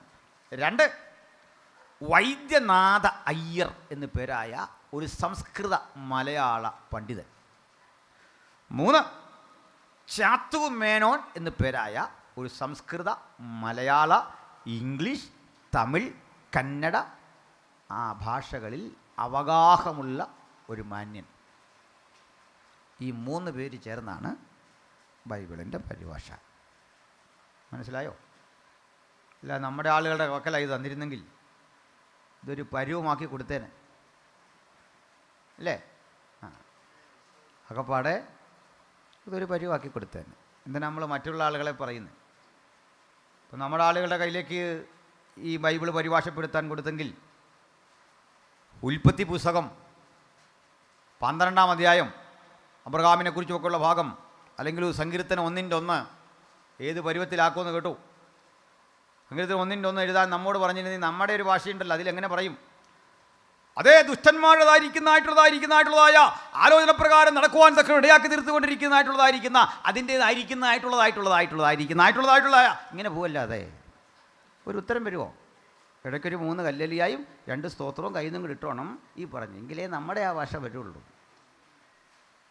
എന്തിന് ഇത്രയും പറയുന്നു? ഒരു മാസകം നടത്തുമ്പോൾ മാമൂടൂന്ന് ചങ്ങനാശ്ശേരിയിൽ വന്നിരുന്ന ഒരു വിശ്വാസിയോട് സാക്ഷി പറയാൻ പറഞ്ഞാൽ പറയും, മാമൂടിൻ്റെതായിരിക്കുന്നതായിട്ടുള്ളതായ പ്രാന്തപ്രദേശത്തുനിന്നും ചങ്ങനാശ്ശേരിയുടേതായിരിക്കുന്നതായിട്ടുള്ളതായ അമേസ്തോത്രം ഗ്ലോറി പ്രൈസിലോട് അരിക്കുന്നതായിരിക്കുന്നതായിട്ടുള്ളതായ ഇത് പറഞ്ഞു പോകില്ല. അത് ഉത്തരം വരുമോ? വരില്ല. ഈ സമയത്ത് സായിപ്പിന് മനസ്സിലായി നമ്മുടെ പക്കൽ ഇത് ഏൽപ്പിച്ചു കഴിഞ്ഞാൽ ഇതൊരു പരുവമാക്കും. സായിപ്പ് പണി പഠിച്ച 2 വിജ്ഞാനികളെ അടുത്തിരുത്തിക്കൊണ്ട് പരിപാടി അങ്ങോട്ട് തുടങ്ങിയില്ലേ. ഇതിലാരായി ചാത്തു മേനോൻ? കേട്ടോണം. ഈ ചാത്തു മേനോൻ ബൈബിൾ പരിഭാഷയ്ക്ക് ഇറങ്ങുന്നത് എല്ലാ ദിവസവും കുളിച്ച് ഭസ്മക്കുറി അണിഞ്ഞ് തിലകം ചാർത്തി ഇഷ്ടദേവത പൂജ കഴിഞ്ഞ് തുളസി കതിരണിഞ്ഞ് തൻ്റെ ശുദ്ധവൃത്തി വരുത്തി അങ്ങനെ വന്ന് കാൽമുട്ടും മടക്കി മുഴങ്കാലിലിരുന്നു കൊണ്ട് സരസ്വതീ കീർത്തനം കൂടെ ആലപിച്ചിട്ടാണ് ബൈബിളിൻ്റെ പരിഭാഷയിലേക്ക് കടക്കുന്നത്. മനസ്സിലായോ? ഒരു മനുഷ്യൻ ഈ പുസ്തകം പരിഭാഷയോട് കാണിച്ച ആദരവ് കണ്ടോ? നിങ്ങൾക്ക് താല്പര്യമില്ല. നിങ്ങൾ ഈ ഇലക്ട്രിസിറ്റിയുടെ ബില്ലും ആധാർ കാർഡും എല്ലാം സൂക്ഷിക്കുക ഈ പുസ്തകത്തിൽ. ആ സമയത്ത് അദ്ദേഹം ചെയ്ത് കണ്ടോ? എത്ര ആദരവോടാണിത് കൈകാര്യം ചെയ്തത്. എന്നിട്ട് അദ്ദേഹം പദങ്ങളിങ്ങനെ അടുക്കി വെക്കുമ്പോൾ വിചാരിച്ചു, വായിച്ചു വരുമ്പോൾ മനസ്സിലാക്കി ഇതിനുള്ളിൽ ഒരു യേശുവുണ്ട്. അദ്ദേഹം യേശുവിനെ അവഗണിക്കാതെ പറഞ്ഞു, ക്രിസ്തുവേ, അങ്ങും ഒരു ദേവനാണ്, ഞാൻ അങ്ങയെയും പൂജിക്കുന്നു എന്ന് പറഞ്ഞ് ക്രിസ്തു ഭഗവാൻ എന്ന് യേശുവെ വിളിച്ചു. ചാത്തുമേനോൻ. ആരായി ചാത്തുമേനോൻ? സംസ്കൃത മലയാള ഭാഷകൾ ഇടതടവില്ലാതെ പ്രയോഗിക്കുന്ന ഉജ്ജ്വലനായൊരു വാഗ്മി. ഞാൻ ഈ അടുത്ത കാലത്ത് ഈ സൈമൺ സാറിനെ കുറിച്ചൊക്കെ ഉള്ള ചില വിശകലനങ്ങളിങ്ങനെ നിൽക്കുന്ന കാലമാണ്. അപ്പോൾ നമ്മളാകെ കേട്ടിരിക്കുന്ന സൈമൺ സാറിൻ്റെ പാട്ടുകളിലെ മേലുള്ള ഋഷിലേമൊക്കെയാണ് കേട്ടിരിക്കുന്ന ഭാഷാപരമായിട്ട് ഏറ്റവും ഉയർന്ന നിലവാരത്തിൽ. മേലുള്ള ഋഷിലേമേ, കാലമെല്ലാം കഴിയുന്ന നാളിൽ എന്നെ ചേർക്കണേ നിൻ കൈകളിൽ, നാദാ ലളിത കൃപയുടെ വരിശം അനുദിനം അനുഭവിപ്പാൻ അരുളണേ കൃപയാ, ആകും ഈ സാധുവാകും പുഷ്പമാം സാധു നൈതലിൽ, നിൻ്റെ പാലനമല്ലാതെ എന്തി പൈതലിൽ. ഇതൊക്കെയാണ് കേട്ടേക്കുന്നതെങ്കിൽ സംസ്കൃതത്തിൽ മലയാളത്തിൽ ഇടതടവില്ലാത്ത പ്രയോഗം കൊണ്ട് ഒരു ഉജ്ജ്വല വാഗ്മിയായിരുന്നു ഈ ചാത്തുമേനോൻ. മേനോൻ നമ്പ്യാരുടെ കൃതികളിൽ, മഴമംഗലത്തിൻ്റെ കൃതികളിൽ, കുഞ്ചൻ നമ്പ്യാരുടെ കൃതികളിൽ അവഗാഹമുള്ളൊരു പണ്ഡിതൻ. പദപ്രയോഗങ്ങൾ ആരംഭിച്ചാൽ നിർത്താൻ കഴിയാത്ത വിധം കിലോമീറ്റർ കണക്കിന് എഴുതിപ്പോകുന്ന ഒരു വിജ്ഞാന പടുവിനെ കൊണ്ടാണ് ഈ പുസ്തകം എഴുതിച്ചത്. പരിഭാഷ അങ്ങോട്ട് തുടങ്ങി. അത് കഴിഞ്ഞിട്ട് എഴുതി വരുമ്പോൾ കൊലോസ്യർക്കെഴുതിയ ലേഖനത്തിലേക്ക് എത്തി. കൊലോസ്യർക്കെഴുതിയ ലേഖനത്തിലേക്ക് എത്തുമ്പോൾ അതുവരെ ഉണ്ടായിരുന്ന ചാത്തുമേനോന്റെ ചിന്താഗതിയിൽ വലിയൊരു മാറ്റം. എന്താണ് ആ മാറ്റം? അദ്ദേഹം കൊലോസ്യ ലേഖനത്തിൽ ഒരു യാഥാർത്ഥ്യം കണ്ടു. ക്രിസ്തുവിനെ കുറിച്ചുള്ള ഒരു പ്രയോഗം കണ്ടു. ആ പ്രയോഗം എന്തിനാ? കൊലോസ്യ സഭയിൽ ജീവിച്ചിരുന്ന ആളുകൾക്ക് യേശു ക്രിസ്തുവിനെ കുറിച്ചൊരു സംശയം. ആരാണ് ഈ ക്രിസ്തു? കൊലോസ്യ സഭയിൽ രണ്ടുവിധ ചിന്തകൾ ഉടലെടുത്തു. കൊലോസ്യ സഭക്കാർ, അവിടുത്തെ വിശ്വാസികൾ ചിന്തിച്ചത്, യേശു എന്ന് പറയുന്ന ആളിന് ശരീരമില്ല. നിങ്ങൾ കേൾക്കുന്നുണ്ടോ? ഞാൻ പറഞ്ഞല്ല, പിന്നെന്താ? കൊലോസയിലെ ആളുകൾ യേശുവിന് ശരീരമില്ല, മറിച്ച് ശരീരമുണ്ടെന്ന് തോന്നിപ്പിക്കുകയായിരുന്നു, ശരീരമില്ല. ഞാൻ പറഞ്ഞല്ല, പിന്നെ ആരാ? കൊലോസ്യക്കാർ. യേശു ഒരു മായാവി കണക്കോ ഭാണ്ഡം കണക്കോ ആയിരുന്നു, ബോഡിയില്ല. ശരിയാണോ? അത് ശരിയല്ല. അവൻ്റെ ശരീരമുണ്ട്, ഭാണ്ഡം കണക്കല്ല. പൗലോസ്ലീഗ അവർക്ക് തിരുത്തി കൊടുക്കുക, കൊലോസ്യരേ, നിങ്ങൾ മനസ്സിലാക്കും പോലെയല്ല. ആരാണ് ക്രിസ്തു? ആരാണ് ക്രിസ്തു എന്ന ചോദ്യം പൗലോസ് കൊലോസ്യർക്ക് പരിഹരിച്ചു കൊടുക്കുകയാണ് ആ ലേഖനത്തിലെങ്കിൽ, ആ ലേഖനത്തിന്റെ പരിഭാഷയിലേക്ക് ചാത്തുമേനോൻ പ്രവേശിച്ചു. കൊലോസ്യരുടെ ചോദ്യം, പൗലുസേ, ആരാണ് ഈ ക്രിസ്തു? പറയൂ. പൗലുസിന്റെ മറുപടി, കൊലോസ്യരെ അറിയുക, ആരാണ് ഈ ക്രിസ്തു? അവൻ അദൃശ്യനായ ദൈവത്തിന്റെ പ്രതിമ, സകല സൃഷ്ടിക്കും ആദ്യജാതൻ. വാഴ്ചകളാകട്ടെ അധികാരങ്ങളാകട്ടെ സകലവും അവൻ മുഖാന്തരം സൃഷ്ടിക്കപ്പെട്ടു. അവനിലല്ലോ ദൈവത്തിന്റെ സകല സമ്പൂർണതയും ദേഹരൂപമായി വസിക്കുന്നത്. ആ പരിഭാഷ തീരുമ്പോഴേക്കും ചാത്തുമേനോൻ ലോകത്തോട് വിളിച്ചു പറഞ്ഞു, യേശു കേവലം ഒരു ദേവനല്ല, അവൻ അനേക ദേവസങ്കല്പങ്ങളിൽ ഒരാളുമല്ല, ബഹുസഹസ്രം കോടി വരുന്ന അതീന്ദ്രിയ ശക്തികളിൽ ഒരു വ്യക്തിയുമല്ല, മറിച്ച് അവൻ ആത്യന്തികനായ ദൈവം. ഈ ലേഖനം എഴുതി പര്യവസാനിപ്പിക്കുമ്പോൾ അദ്ദേഹം ഉലകത്തോട് വിളിച്ചു പറഞ്ഞു, മറ്റൊരുവനിലും രക്ഷയില്ല. നാം രക്ഷിക്കപ്പെടുവാൻ ആകാശത്തിന് കീഴിൽ മനുഷ്യരുടെ ഇടയിൽ നൽകപ്പെട്ട വേറെ ഒരു നാമവുമില്ല, യേശു മാത്രം രക്ഷിതാവെന്നെഴുതിക്കൊണ്ട് നിമജ്ജന സ്നാനം പിതാവിൻ്റെയും പുത്രൻ്റെയും പരിശുദ്ധാത്മാവിൻ്റെയും നാമത്തിൽ സ്വീകരിച്ചുകൊണ്ട് സായിപ്പദ്യത്തിൻ്റെ പേര് വിട്ടു, ജോസഫ് ഫെൻ. മനസ്സിലാകുന്നോ? ഈ ജോസഫ് ഫെന്നിൻ്റെ അനുഗാമികളായ മേനവന്മാർ വൻതോതിൽ ക്രിസ്തുവിശ്വാസം സ്വീകരിച്ചു അക്കാലത്ത്. ഇവരാണ് പേരിനു ചേർത്ത് പിള്ള എന്നു പേരുള്ള ക്രിസ്ത്യാനികൾ. ചാണ്ടപ്പിള്ള, പൈലിപ്പിള്ള, ചാക്കോ പിള്ള, കുഞ്ഞംപിള്ള, തൊമ്മൻപിള്ള എന്ന് കേൾക്കുമ്പോൾ ഓർക്കണം, ചാത്തു മേനോൻ്റെ അനന്തരാനുഗാമികൾ ആയിരക്കണക്കിനായ ആളുകൾ ദൈവപുരുഷന്മാരുടെ കരങ്ങൾക്ക് കീഴിൽ സ്നാനമേറ്റ് യേശുവിനെ രക്ഷിതാവായി സ്വീകരിച്ചു. ഹല്ലേലൂയ. അതുകൊണ്ടൊന്ന് ഞാൻ പറയാം, ഇത് മതപരിവർത്തനമായിരുന്നില്ല. ദൈവത്തിൻ്റെ ആത്മാവ് ഹൃദയാന്തര ഭാഗത്തോടപെട്ട് പാപത്തെക്കുറിച്ചും ന്യായവിധിയെക്കുറിച്ചും ബോധ്യപ്പെടുത്തിയപ്പോൾ, ഉള്ളിൻ്റെ ഉള്ളിൽ ബോധ്യപ്പെടുത്തി കൊടുത്ത ആ പാപബോധം ഏറ്റുപറഞ്ഞു ഉപേക്ഷിച്ചപ്പോൾ കരുണ ലഭിച്ചവൻ്റെ പ്രഖ്യാപനമാണ് മാനസാന്തരത്തിലേക്ക് അവനെ നയിച്ചതെങ്കിൽ ഇന്നും അത് തുടർന്നുകൊണ്ടിരിക്കുന്നു. തങ്ങൾ ഏകാഗ്ര ചിത്തന്മാർക്ക് തന്നെത്താൻ ബലവാനെന്ന് കാണിക്കേണ്ടതിന് ഊടാടി സഞ്ചരിക്കുന്ന ദൈവത്തിന്റെ കണ്ണികൾ ഇന്ന് രാത്രി അകത്തും പുറത്തു വരുന്ന ഈ വചനം കേൾക്കുന്നവർ മീതെ പതിഞ്ഞുകൊണ്ടിരിക്കുകയാണ്. ദൈവം വേണ്ടവരെ അവിടുന്ന് സ്പർശിച്ചു കൊണ്ടിരിക്കുന്നു. ആ സ്പർശനം മാനസാന്തരമായി വിശ്വാസത്തിൻ്റെ അഭിവൃദ്ധിയായി ഇന്നും അവൻ തുടർന്നുകൊണ്ടിരിക്കുന്നു. നമുക്ക് വചനത്തിലേക്ക് മടങ്ങി വരാം. Hallelujah, praise the Lord. ഇനി ഇവിടെ പറയുന്ന പ്രമേയത്തിലേക്ക് വരാം. കർത്താവായ യേശുക്രിസ്തുവിൻ്റെ കുരിശിലല്ലാതെ എനിക്ക് പ്രശംസിക്കുവാൻ സംഗതി വരരുത്. എന്താണ് കുരിശ്? ലംബമായി കുത്തി നിർത്തിയതും വിലങ്ങനെ ഇണച്ചു കെട്ടിയതുമായ 2 മരത്തടികൾ. ഈ മരത്തടികളുടെ വലിപ്പം നിവരെ നിർത്തിയ അതേ തടിയുടെ വലിപ്പമാകും വിലങ്ങനെ വെച്ച തടിക്കും. മനസ്സിലായോ? നമ്മൾ കാണുന്ന കുരിശിലൊന്നും അങ്ങനെയല്ല, അത് വേറൊരു കുരിശാണ്. അത് ഞാൻ സന്ദർഭവശാൽ പറയാം. അപ്പോൾ ലംബമായി നിർത്തിയിരിക്കുന്ന ഒരു തടി, വിലങ്ങനെ വച്ചിരിക്കുന്ന മറ്റൊരു തടി. ഈ ശിക്ഷാ നടപടി ലോകത്ത് തുടങ്ങി വച്ചത് ഫിനീഷ്യരാണ്. ഫിനീഷ്യർ ക്രിസ്തുവിനും ഏകദേശം 325 കൊല്ലങ്ങൾക്കപ്പുറത്ത് ഫിനീഷ്യരാണ് ഇത് തുടങ്ങി വെക്കുന്നത്. ഫിനീഷ്യർ നടത്തിയ ഈ ശിക്ഷണ നടപടി ഗ്രീക്ക് സാമ്രാജ്യത്തിൽ പ്രബലമായി. പിന്നീട് റോമക്കാരും ഈ ശിക്ഷണ രീതി പകർത്തി. നിങ്ങൾ പഴയ നിയമം ആധികോടന്തം പഠിക്കുക. മുഴുവൻ പഴയ നിയമവും പഠിച്ചാൽ ക്രൂശ് എന്നൊരു പദം കാണാൻ സാധിക്കില്ല. ക്രൂശിക്കപ്പെട്ട ഒരാളെ കാണാൻ സാധിക്കില്ല. ക്രൂശീകരണം എന്നൊരു ശിക്ഷയെക്കുറിച്ച് നേരിട്ട് സൂചനയില്ല. പ്രവചനാത്മാവിൽ ബോധ്യപ്പെടുത്തുന്നുമുണ്ട്. നേരിട്ടൊരു സൂചനയില്ല. കാരണം അക്കാലത്ത് കുരിശ് ശിക്ഷ ഇല്ലായിരുന്നു. പഴയ നിയമത്തിൽ കുറ്റം ചെയ്ത ആളുകളെ 4 രൂപത്തിൽ കൊല്ലുവാൻ വാക്യം കാണുന്നു. 4 രൂപങ്ങളാണ് ക്യാപിറ്റൽ പണിഷ്മെന്റിന് വേർതിരിച്ചത്. 4 വിധ ശിക്ഷകൾ. 1, കുറ്റം ചെയ്യുന്നവൻ്റെ തലയറുത്തു കൊല്ലേണം. സോഡിങ് അഥവാ ബിഹെഡിങ്. സോഡ്, വാളുകൊണ്ടുള്ള കൊല. കുറ്റവാളിയെ കൊല്ലുന്നതിൻ്റെ അടുത്ത രൂപം കഴുത്തു ഞെരിച്ചു കൊല്ലേണം. അതിന് പറയുന്നു സ്ട്രാംഗ്ലിംഗ്. സോഡിങ് ഓർ ബിഹെഡിങ്, ദെൻ സ്ട്രാംഗ്ലിംഗ് ആണ് അടുത്തതെങ്കിൽ.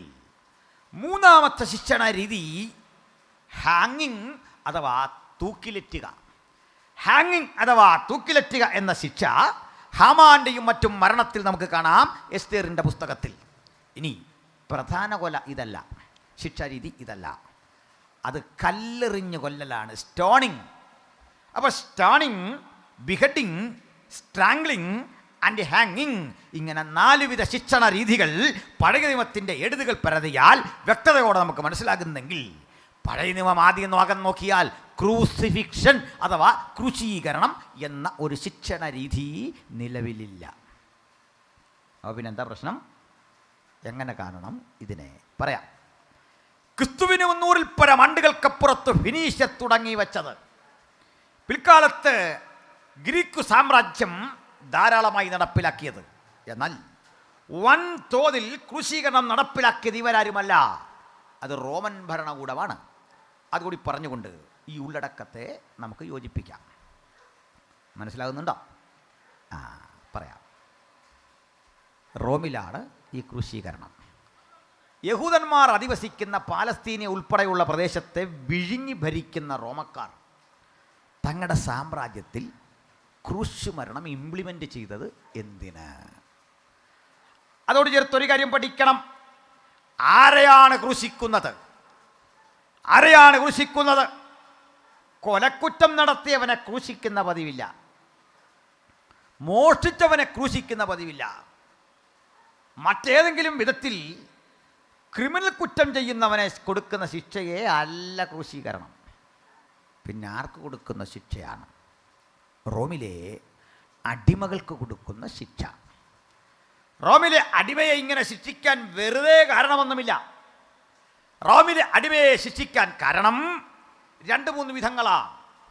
ഒരടിമ യജമാനു നേരെ അനുസരണക്കേട് കാട്ടിക്കൊണ്ട്, യജമാനൻ്റെ വസ്തുവകകൾ അപഹരിച്ചുകൊണ്ട്, കന്നുകാലിയെ കാളയെ മോഷ്ടിച്ചുകൊണ്ട്, യജമാന സ്ത്രീയോട് അപമര്യാദയായി പെരുമാറിക്കൊണ്ട്, മറ്റാളുകളെ പ്രകോപിപ്പിച്ചുകൊണ്ട് ഒരു സമരം നടത്തി, വിപ്ലവം നടത്തി, സ്വാതന്ത്ര്യത്തിന് വേണ്ടി ദാഹിക്കുന്ന ഒരു ശ്രമമോ പരിപാടിയോ കണ്ടാൽ മറ്റാരും ഈ കുറ്റം ആവർത്തിക്കാതിരിക്കാൻ മാതൃകാപരമായി കൊടുക്കുന്ന ശിക്ഷയാണ് ക്രൂശീകരണം.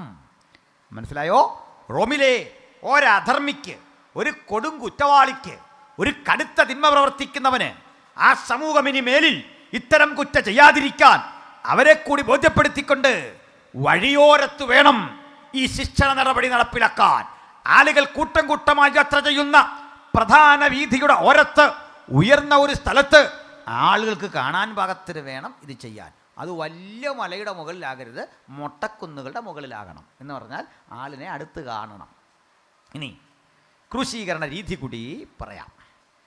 ക്രൂശിക്കപ്പെട്ട ഒരു അടിമയെ ഒരു കാരണവശാലും ആ ശവശരീരം നിലത്തിറക്കി കിടത്തരുത്. അത് ക്രൂശിൽ നിന്ന് നിലത്തിറക്കി യേശുവിൻ്റെ ശരീരം അതിന് വേറെയാണ് കാരണം, ഞാൻ പിന്നീട് പറയാം.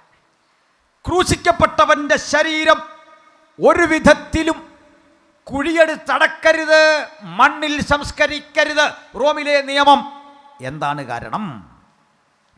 ഈ റോമക്കാർ ഏറെ ആരാധിക്കുന്ന ഭൂമി എന്ന ഒരു ദേവനുണ്ട്. ആ ദേവൻ്റെ പേര് അറ്റ്ലസ് എന്നാണ്. ഈ ദേവനെ അപമാനിക്കലാകും ഈ ഹതഭാഗ്യൻ്റെ കൊടും ക്രിമിനലിൻ്റെ ശരീരം മണ്ണിൽ കുഴിയെടുത്തടക്കുക. ചെയ്യരുത്. 2, ക്രൂശിക്കപ്പെട്ടവൻ്റെ ശരീരം തീക്കുള്ളിൽ കത്തിച്ച് ചാമ്പലക്കാൻ പാടില്ല. ക്രീമേഷൻ പാടില്ല. ദഹനം അത് പാടില്ല. ദഹിപ്പിക്കൽ പാടില്ല. കാരണം അഗ്നി റോമക്കാർക്ക് ദേവനാണ്. ആ ദേവനെ ആക്ഷേപിക്കലാകും ഈ കൊടുംപാവിയെ ദേവസാന്നിധ്യമുള്ളിടത്ത് സംസ്കരിക്കുക. അഗ്നിക്ക് വേണ്ട ഈ ശരീരം. 3, ഈ ശരീരം ഒരു കാരണവശാലും നദിയിൽ ഒഴുക്കരുത്. നദി ജലദേവതയാണ്. ഈ വൃത്തിഹീനന്റെ, ഈ അടിമയുടെ, ഈ കൊടുംപാവിയുടെ, ഈ വിപ്ലവകാരിയുടെ, ഈ അധർമ്മിയുടെ ശരീരം വെള്ളത്തിൽ ഒഴുക്കരുത്. അത് ജലദേവതയെ അപമാനിക്കലാകും. പിന്നെ എന്ത് ചെയ്യണം പറയാം. ഈ ശരീരം ക്രൂശിൽ കിടക്കണം. അവിടെ തന്നെ കിടക്കണം. പകലിലെ ചൂടേറ്റ് കരിഞ്ഞ് ഉണങ്ങുന്ന ശരീരം രാത്രിയിലെ മഞ്ഞേറ്റ് വീണ്ടും വേറൊരു രൂപത്തിലാകും. അത് വീണ്ടും അടുത്ത ദിവസം കരിഞ്ഞുണങ്ങി ഉണങ്ങി ഉണങ്ങി അവിടെ തന്നെ കിടന്ന് തീരണം. എന്നാൽ അതിനുമുണ്ടൊരു പാഠഭേദം. ആകാശത്തിലെ പറവകൾ വെറുതെ വിടില്ല. കാക്കകൾ കൊത്തിപ്പറിക്കും. കഴുകൻ കടിച്ചു കീറും. കുടൽ തുറിച്ച് നിലത്ത് വീഴുമ്പോൾ നായ്ക്കളും നരിച്ചീറുകളും ഒക്കെ പാഞ്ഞു വരും അത് കൊത്തിപ്പറിക്കാൻ. ഈച്ചകൾ വട്ടമിട്ട് പറന്ന് നരിച്ചീറുകളും നരിയും നാൽക്കാലികളും ഇഴജാതികളും ഒത്തുചേർന്ന് ചോര ചീന്തി വൃത്തിഹീനമായി കിടക്കുന്ന ആ ശരീരം ഒരപമാനത്തിൻ്റെ ലക്ഷണമാണ്. ആ ശരീരം ക്രൂശിൽ കിടക്കുന്ന കാഴ്ച കുടുംബത്തിൽ അപമാനമാണ്. വലിയപ്പൻ ക്രൂശിക്കപ്പെട്ടുവെന്ന് കേൾക്കുന്നത് ആ കുടുംബത്തിന് അപമാനം. അതുവഴി കടന്നു പോകുന്ന റോമിലെ അടിമകളെ നോക്കി, ഇതാ കഴിമരത്തിലേറിയവൻ്റെ മകനായി പോകുന്നത് എന്ന് പരിഹസിക്കുന്നത് നിന്ദ്യവും നീചവുമായ ഒരനുഭവം. അതുകൊണ്ട് ആ ശരീരം ക്രൂശിൽ കിടക്കണം. ആകാശത്തിലെ പറവകൾക്ക്, കഴുകന് കൊത്തിപ്പറിക്കണം. ഇതാണ് നിയമം. മനസ്സിലായോ? ഉത്തരവിട്ട് കഴിഞ്ഞാൽ ക്രൂശി ചുമക്കണം ആളുകൾ. ക്രൂശിക്കപ്പെടാൻ നിർദ്ദേശിച്ചവൻ. പക്ഷെ നമ്മൾ ഇന്ന് കാണുന്ന പോലെ ഈ തടി ഇതുപോലെ എടുത്തുകൊണ്ട് പോകണ്ട. വിലങ്ങനെ വെക്കുന്ന തടിക്കഷണം തോളോട് ചേർത്ത് വെച്ച് കെട്ടും. അതുകൊണ്ട് പോയാൽ മതി. മറ്റേ തടി അവിടെ കാണും. അതെല്ലാം റെഡി അവിടെ തന്നെയല്ല. പറയുന്ന സമയത്ത് ക്രൂശീകരണം നടക്കും. പറയുന്ന സമയത്ത് അത് മാറാൻ പാടില്ല. നാഴികമണി സജ്ജീകരിച്ച് വെച്ചിരിക്കുക. ആ ബെല്ല് കേൾക്കുന്ന സമയത്തെ ക്രൂശിക്കണം. ഒന്നുകൂടി പറഞ്ഞ് ഞാനവിടം വിടാം. നമ്മൾ ചിത്രങ്ങളിൽ കണ്ടു പഠിച്ചതുപോലെ കൈവെള്ളയിലല്ല അണി. കൈവെള്ളയിൽ അണിയടിക്കേണ്ടത്. കാരണം അടിച്ചിട്ട് പ്രയോജനമില്ല. ഈ ശരീരം തൂങ്ങിക്കിടക്കാൻ കൈവെള്ളയിൽ അടിച്ചാൽ പറ്റില്ല. അത് പറഞ്ഞ് താഴെ കിടക്കും. മനസ്സിലായോ? ഇത്രയും വെയിറ്റ് താങ്ങാൻ സാധിക്കില്ല. അത് മാത്രമല്ല, വേറൊരു കാരണമുണ്ട്. നിങ്ങൾ ശ്രദ്ധിച്ചാട്ടെ. അണിയടിക്കുന്ന സ്പോട്ട് ഞാൻ കാട്ടിത്തരാം. അത് നമ്മുടെ കൈയുടെ ഈ കൈവെള്ളയും കൈക്കുഴയും ചേരുന്ന ഭാഗത്താണ്. അവിടെ അടിക്കാൻ ശാസ്ത്രീയമായി ഒട്ടേറെ കാരണമുണ്ട്. ഞരമ്പ് കൂടുകൾ വന്ന് പിണഞ്ഞു കിടക്കുന്ന സ്ഥലമാണ്. ശരീരത്തിൻ്റെ ഇതര ഭാഗങ്ങളിലേക്കുള്ള ഞരമ്പുകൾ, സിരകൾ, ധമനികളൊക്കെ വന്ന് ചേർന്ന് കിടക്കുന്ന ഭാഗം. ഇവിടെ അണിയടിച്ചാൽ പ്രത്യേകത ബ്ലഡ് പുറത്ത് വരില്ല. അങ്ങനെയാണ് ആണി അടിക്കുന്നത്. ബ്ലഡ് പുറത്ത് വരരുത്. പക്ഷേ ചില ഘടകങ്ങളിൽ ബ്ലഡ് പുറത്ത് വരാം. ചില ഘട്ടങ്ങളിൽ യേശുവിൻ്റെ ബ്ലഡ് പുറത്തു പോയി. കാരണം ഈ ഞരമ്പ് മുറിഞ്ഞെങ്കിലേ ബ്ലഡ് പുറത്തു പോകും. ഞരമ്പ് മുറയാതെ സ്ട്രക്കാക്കി വെക്കത്തക്ക വിധം വളരെ കൂർമ്മബുദ്ധിയുള്ള ആളുകൾ സൂക്ഷ്മതയോട് അടിച്ചിറക്കിയാണ് ഈ ആണിയെങ്കിൽ ഇതങ്ങ് സ്ട്രക്കാവും. ഈ കൈയും സ്ട്രക്കാകുമ്പോൾ ഈ ശരീരത്തിലേക്കുള്ള രക്തസംക്രമണത്തിന് കഴിയാത്ത വിധം ശരീരം വല്ലാത്തൊരു പരിസ്ഥിതിയിലാകുമ്പോൾ ശരീരത്തിൽ വൻതോതിൽ കാർബൺ ഡയോക്സൈഡ് വന്ന് നിറയും. ഓക്സിജൻ്റെ അളവ് കിട്ടാതെ വരും. കാർബൺ ഡയോക്സൈഡ് ശരീരത്തിൽ അനിയന്ത്രിതമായി ഡെപ്പോസിറ്റ് ചെയ്യുമ്പോൾ സംഭവിക്കുന്നത് ഈ ആളിൻ്റെ കണ്ണുകളും അദ്ദേഹത്തിൻ്റെ മനോഹരമായ മുഖവുമൊക്കെ, ചുവന്നു തൊടുത്ത മുഖമൊക്കെ കറുത്ത് കരിവാളിച്ചൊരു ഭീകര രൂപിയെപ്പോലെ കിടക്കും. കണ്ണു തുറിച്ചു വരും. ഒരു ഭീകര നിമിഷമാണ് ഈ ക്രൂശിലത്.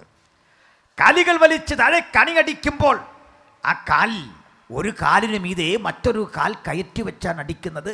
ഈ ഘട്ടവും ആ കാൽ കുഴയിലാണ് ആടി ബ്ലഡ് പുറത്തു വരാത്ത വിധം ഭീകര ശിക്ഷയാണ്.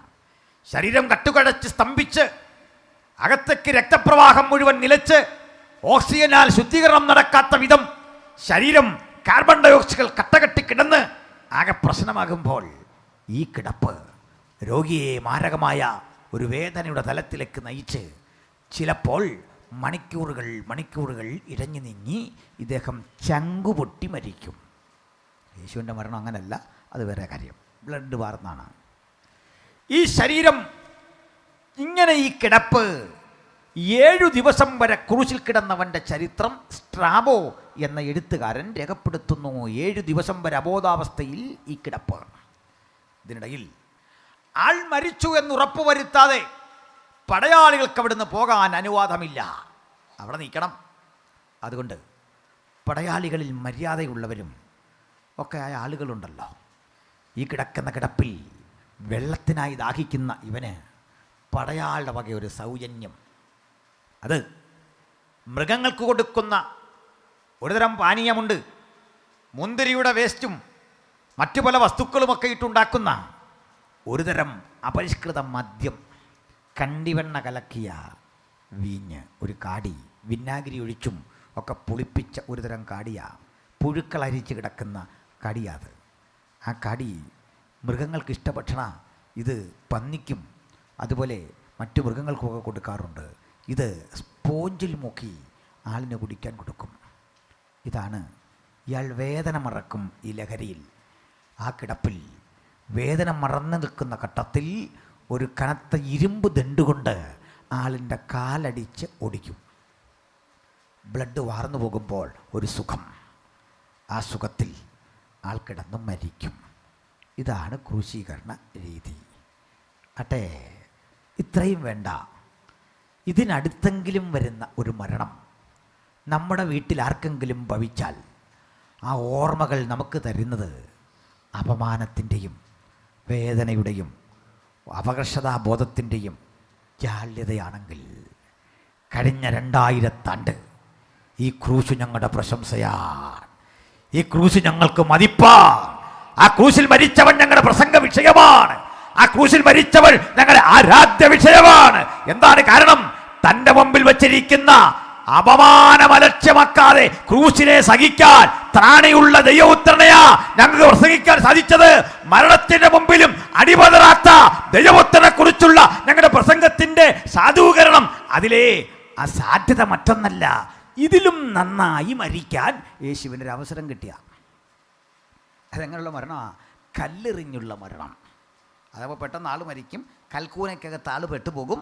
ആ എറിഞ്ഞെറിഞ്ഞ ആളിനെ കൽക്കൂനയ്ക്കകത്താക്കുക അവിടുത്തെ പതിവ്. അവിടെ കിടന്ന് മരിക്കുക. ഇങ്ങനെ എറിയാൻ കല്ലെടുത്തപ്പോൾ യേശു അവിടുന്ന് പോയി കളഞ്ഞു. പേടിച്ചു പോയതല്ല. ദൈവത്തിൻ്റെ ക്രിസ്തു എങ്ങനെ മരിക്കണമെന്ന് ഈ തിരുവെഴുത്തിൽ എഴുതി വെച്ചു. കൃത്യതയോടെ എഴുതി വെച്ചു. അവൻ നമ്മുടെ അകൃത്യങ്ങൾ നിമിത്തം തകർന്നും നമ്മുടെ പാപങ്ങൾ നിമിത്തം മുറിവേറ്റുമിരിക്കുന്നു. നമ്മുടെ സമാധാനത്തിനായുള്ള ശിക്ഷ അവൻ്റെ മേലായി, അവൻ്റെ അടിപ്പിടലുകളാൽ നമുക്ക് സൗഖ്യം വന്നുമിരിക്കുന്നു. മനുഷ്യരാശിയുടെ പാപത്തിന്റെ പരിണിതഫലമായി, ഞാനും നിങ്ങളും ചെയ്ത അധർമ്മത്തിന്റെ പരിണിതഫലമായി, അധർമ്മികളിൽ ഒരുവനെ പോലെ, ഒരു ജഡീകനെ പോലെ, ഒരു ദുർമാർഗിയെ പോലെ, ഒരു വിപ്ലവകാരിയെ പോലെ അവനെ മുദ്ര കുത്തിക്കൊണ്ട് ഇങ്ങനെ കൊലമരത്തിൽ തൂക്കണമെന്ന് യേശു ജനിക്കുന്നതിന്റെ 700 കൊല്ലങ്ങൾക്കപ്പുറത്ത് ഈ തിരുവെഴുത്തിൽ എഴുതി വെച്ചെങ്കിൽ അവന്റെ മരണം യാദൃച്ഛികമല്ല, അതൊരു പ്രായശ്ചിത്ത മരണം, മുൻകൂട്ടി എഴുതിയ മരണം. എന്റെ പൊന്നു സ്നേഹിത, ഈ മരണത്തിന്റെ അർത്ഥതലങ്ങൾ വിശാലമാണ്. ദൂരത്തും ചാരത്തും ഇരുന്ന് വചനം കേൾക്കുന്നവർ മനസ്സിലാക്കണം, എന്നെയും നിങ്ങളെയും ജീവന്റെ യാഥാർത്ഥ്യത്തിലേക്ക് മടക്കിക്കൊണ്ടുവരാൻ കഴിയുന്ന ദിവ്യ ഔഷധം യേശു ക്രിസ്തുവിന്റെ രക്തമെങ്കിൽ, അവന്റെ പുത്രനായ യേശുവിന്റെ രക്തം സകല പാപവും പോക്കി നമ്മെ ശുദ്ധീകരിക്കുന്നു. അവന്റെ രക്തത്തിൽ നമുക്ക് അതിക്രമങ്ങളുടെ മോചനം എന്ന വീണ്ടെടുപ്പുണ്ട്. ആ വീണ്ടെടുപ്പ് നമുക്ക് നൽകാനാണ് യേശു ക്രൂശിൽ മരിക്കുന്നത്. Hallelujah, praise the Lord. ഞാൻ വിഷയത്തിലേക്ക് ഒന്നുകൂടി എടുക്കുന്നു, ശ്രദ്ധിക്കണം. ഇങ്ങനെയാണ് ക്രൂശ് മരണത്തിൻ്റെ ചരിത്രം. എറിഞ്ഞേശുവിനെ തകർക്കാൻ സന്നാഹങ്ങൾ ഒരുക്കി വന്ന യഹൂദന്മാരുടെ മുമ്പിൽ നിന്ന് യേശു പോയി കളഞ്ഞു എന്ന് വചനത്തിൽ പറയാം. യേശു പോയി. എന്നാൽ ഇതേ യേശു ഗെത്സമനയിൽ പ്രാർത്ഥിക്കുമ്പോൾ യേശുവിനെ അറസ്റ്റ് ചെയ്യാൻ ഒരു വൻ റോമൻ സൈനിക നിര വരുന്നു. ഗെത്സമന എന്ന് പറയുന്ന സ്ഥലത്തിൻ്റെ മറുവശമാണ് യെരുശലേം. അപ്പുറത്ത് ഒരു തോടൊഴുകുന്നുണ്ട്, കിദ്രോൻ. ആ ഗെത്സമനയിൽ നിന്ന് ഒലിവുമല തുടങ്ങുന്ന ഒലിവുമലയുടെ ചെരിവാണ് ഗെത്സമന. അതിൻ്റെ മറുതലക്കലാണ് ലാസർ പാർത്ത ബെഥാന്യ. ഒറ്റമലയിൽ പ്രധാനപ്പെട്ട 3 ഇടങ്ങൾ. ഒന്ന് ഇവിടെ ഗെത്സമന, മുകൾ ഭാഗം ഒലിവുമല, അങ്ങച്ചെരിവ് ബെഥാന്യ. ഇതുവഴി തോട്, അക്കരെ യെരുശലേം. സമയം രാത്രിയാ. ആ കുറ്റാക്കുറ്റിരുട്ടത്ത് രാത്രി വന്ന് യേശുവിനെ അറസ്റ്റ് ചെയ്യണം. പക്ഷെ ആ രാത്രിയിൽ ആ സ്ഥലം വിട്ടു മാറാൻ യാതൊരു ബുദ്ധിമുട്ടുമില്ല. ഈ സ്ഥലങ്ങളൊക്കെ അന്നും ഇന്നും ധാരാളം ഗുഹകൾ നിറഞ്ഞതാ. എവിടെ ഒളിച്ചിരിക്കുന്നതിലും കണ്ടുപിടിക്കാനാവാത്ത വിധം പ്രകൃതിജന്യമായ നിരവധി ഗുഹകൾ, വിശാലമായ മരുഭൂമി. ഇതുപോലുള്ള സ്ഥലത്ത് യേശുവിന് വേണമെങ്കിൽ മറഞ്ഞിരിക്കാം. അവൻ മറഞ്ഞിരുന്നില്ല. യേശുവേ, മരണത്തിൻ്റെ കിങ്കരന്മാരായ കഴുകന്മാർ നിന്നെ കൊത്തിവലിക്കും എന്ന ചിന്ത കൊണ്ട് മരണഭീതി അലതല്ലി തോറ്റുകൊടുക്കാൻ ഒരിക്കലും നിനക്കിടവരാതെ നീ അകന്നോടിയില്ല. കുരിശു മുമ്പിൽ വെച്ച് നിന്നെ അറസ്റ്റ് ചെയ്യാൻ ക്ഷണിച്ചപ്പോൾ യേശു ചങ്കുറ്റത്തോടെ കരം രണ്ടും നീട്ടിക്കൊടുത്തിട്ട് പറയുക, നിങ്ങൾ ആരെ തിരയുന്നു? മറുപടി, നസ്രായനായ യേശുവിനെ. യേശുവിൻ്റെ മറുപടി, അത് ഞാനാകുന്നു. എന്നെ ബന്ധിക്കുക, ഇവരെ വിട്ടയക്കുക. ഹല്ലേലൂയ. യേശുവേ, അങ്ങ് ഒളിച്ചോടിയെങ്കിൽ ഞങ്ങളിന്ന് നിന്നെ പ്രസംഗിക്കുമായിരുന്നില്ല. അങ്ങ് ഭയചകിതനായി കാല് പിടിച്ചിരുന്നെങ്കിൽ ഞങ്ങളങ്ങയെ പ്രസംഗിക്കുമായിരുന്നില്ല. അങ്ങ് ഈ മരണനിമിഷം ഓർത്തുകൊണ്ട് റോമൻ ഭരണാധികാരിയുടെ കാൽക്കൽ വീട് രക്ഷിക്കണേ എന്ന് അലമുറ കൊട്ടിയിരുന്നെങ്കിൽ ഞങ്ങളങ്ങെ വിളിക്കുമായിരുന്നില്ല. മറിച്ച് മരണത്തിന്റെ മുമ്പിൽ അടിപതറാതെ അഭിമാനിയായി അങ്ങ് പറഞ്ഞു, നിങ്ങൾ തിരയുന്ന യേശു ഞാനാണ്, എന്നെ ബന്ധിക്കുക, കൂടെയുള്ളവരെ വിട്ടയക്കുക. ഇതല്ലേ കാൽവരി മരണത്തിന്റെ പൊരുൾ. ഇന്നും അവൻ നിന്നെ വിട്ടയച്ചു കൊണ്ടിരിക്കുന്നു. സ്വാതന്ത്ര്യത്തിനായി ക്രിസ്തു നമ്മെ സ്വതന്ത്രരായിക്കൊണ്ടിരിക്കുന്നു. അടിമതുകത്തിൽ കുടുങ്ങിപ്പോകരുത്. അറസ്റ്റ് ചെയ്യാൻ അടുത്തു വരുന്ന ഭരണാധികാരിയെ നോക്കിക്കൊണ്ട് പറയുക, അവനെ പിടിക്കരുത്, അവനെ തകർക്കരുത്, അവന് പകരമായി ഞാൻ എൻ്റെ പ്രാണനെ പ്രായശ്ചിത്തമായി നൽകുന്നു. ഒരു കാര്യം ഉറപ്പാ എൻ്റെ സ്നേഹിത, നിന്നെ വിടുവിക്കാനാ ക്രൂശ് മരണം. എന്തേ കാരണം? ഞാൻ ബോധ്യപ്പെടുത്തി തരാം. മാരക രോഗത്തിൻ്റെ അണുക്കൾ ശരീരത്തിൽ കൊണ്ടു നടക്കുന്ന മനുഷ്യൻ, പാപത്തിൻ്റെ വിഷബീജങ്ങൾ ജീവിതത്തിൽ ചുമക്കുന്ന മനുഷ്യൻ, തോൽവി പിണഞ്ഞ മനുഷ്യൻ, ആത്മഹത്യയുടെ മുനമ്പ് നിൽക്കുന്ന മനുഷ്യൻ. എന്താ ഇന്നത്തെ ഒരു സാമൂഹ്യ പരിസരം? നമുക്കറിയാം, നമ്മുടെ എല്ലാം വീടുകൾ ഇന്ന് സമ്പന്നമായി. നമ്മുടെ പരിസരവും നാം ആയിരിക്കുന്ന ഇടത്തും വാഹനങ്ങളില്ലാത്ത വീടില്ല, ദൃശ്യശ്രവണ മാധ്യമങ്ങളില്ലാത്ത വീടില്ല. സന്ധ്യാനേരത്ത് പ്രാർത്ഥനയെപ്പോലും പരിത്യജിച്ചുകൊണ്ട് മനുഷ്യൻ നിരന്തരം ദൈവവഴി വിട്ടിട്ട് അന്യായമായ വഴിയിലൂടെ ഈ സ്ക്രീനിൻ്റെ മുമ്പിലിരിക്കുന്നു. എന്താ ഇന്നത്തെ വീടുകളുടെ പരാജയം?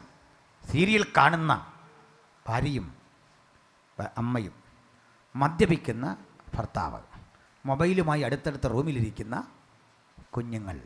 ഇപ്പോൾ ആർക്കും പഴയ കുടുംബകലഹമൊന്നുമില്ല. പണ്ടൊക്കെ നമ്മുടെ നാട്ടിൽ കുടുംബകലഹം സജീവമായിരുന്നു. അതിൻ്റെ കാരണം മദ്യപിച്ചിട്ട് വന്ന് അങ്ങേരെടുത്തിട്ട് അടിക്കുന്നു, ആകെ പ്രശ്നം. സീരിയൽ കാണാനുള്ള വ്യഗ്രത കൊണ്ട് പുള്ളിക്കാരി നേരത്തെ ഭക്ഷണമൊക്കെ ഉണ്ടാക്കി പുള്ളിയുടെ ഇഷ്ടമെല്ലാം സാധിച്ച് റെഡിയാക്കി വെച്ചിരിക്കുകയാണ്. അതുകൊണ്ട് പുള്ളിക്കാരി കുളി കഴിഞ്ഞ് ഒരുങ്ങി അടുത്ത മുറി കയറി സീരിയൽ കാണാതിരുന്നു. അമ്മാവിയമ്മയും മരുമകളും തമ്മിൽ കലഹമില്ല, കാരണം അവർ രണ്ടും ഒരുപോലെ ഈ കഥ കണ്ടുകൊണ്ടിരിക്കുകയാണ്. ആ കഥ കണ്ടിങ്ങനെ ആസ്വദിക്കാണ്ട് പഴയ കലഹമില്ല. ഭർത്താവ് വന്നപ്പോൾ ഒരു പ്രശ്നമില്ല, പുള്ളി മൂക്കറ്റ വെള്ളമടിച്ച് അടുത്ത മുറിയിലേക്ക് പുള്ളി കയറി. മോൾ അപ്പുറത്തിരുന്ന് ഇങ്ങനെ ചിരണ്ടിക്കൊണ്ടിരിക്കുകയാണ്. ആരായോ ഡീലിറ്റ് ചെയ്യുന്നു, ചിലർ അക്സെപ്റ്റ് ചെയ്യുന്നു, അവിടെ വലിയ പരിപാടി. മോൻ അപ്പുറത്തിരുന്ന് അവൻ്റെ പ്രോഗ്രാം. ആർക്കും ആരോടും കലഹമില്ല. എന്തൊരു ശാന്തം! ഇങ്ങനൊരു കാലം നമ്മൾ പ്രതീക്ഷിച്ചാണോ ഇത്ര ശാന്തമാകുമെന്ന്? പ്രതീക്ഷിച്ചാണോ? വീടുകളൊക്കെ ശാന്തമായി ഇങ്ങനെ ഒരു സാമൂഹ്യ വ്യവസ്ഥിതി ഉണ്ടാകുമെന്ന് ഓർത്തില്ല. പക്ഷേ എന്താ ഇവിടെ സംഭവിച്ചേ? സന്തോഷമുണ്ടോ ഈ വീടുകളിൽ? ആനന്ദമുണ്ടോ ഈ വീടുകളിൽ? ഒരു പിടി ഭക്ഷണം ഒന്നിച്ചിരുന്ന് കഴിക്കുമ്പോൾ തൃപ്തിയുണ്ടോ? തൃപ്തിയില്ല, ആനന്ദമില്ല. മക്കളെ നല്ല വീട്ടിലേക്ക് വിവാഹം കഴിച്ചയച്ചു, പക്ഷെ സന്തോഷമില്ല. വേണ്ടതല്ല അവർക്കൊണ്ട് സന്തോഷമില്ല. കൊച്ചുമക്കളെ ഒരു നോക്ക് കാണാൻ അപ്പനും അമ്മയ്ക്കും ആഗ്രഹമുണ്ട്, സന്തോഷമില്ല. തിരസ്കരിക്കപ്പെട്ടവരായി പ്രായമുള്ള മാതാപിതാക്കൾ വീടിൻ്റെ ഒരു മൂലക്കൊതുങ്ങുന്നു. ദൃശ്യലോകത്തിൻ്റെ വിസ്മയ ലോകത്തുകൂടി കൊച്ചുകുട്ടികൾ സഞ്ചരിക്കുന്നു. ഒരു മിസ്ഡ് കോളിൻ്റെ പിന്നാലെ അനിയന്ത്രിതമായി യാത്ര ചെയ്ത് മരണത്തെ വരിക്കുന്ന പെൺകുട്ടികൾ. പ്രായമെത്തും മുമ്പ് ജീവിതത്തിൻ്റെ ദുരന്തങ്ങളിൽ ഇതുവരെ സഹിക്കാത്ത പീഡനാപർവങ്ങളെ സഹിക്കാൻ വിധേയരായ കൊച്ചുകുട്ടികൾ. മുതിർന്നവർ, പ്രായഭേദമില്ല, വല്ലാതെ പെരുകുന്ന പാവത്തിൻ്റെ തിന്മ.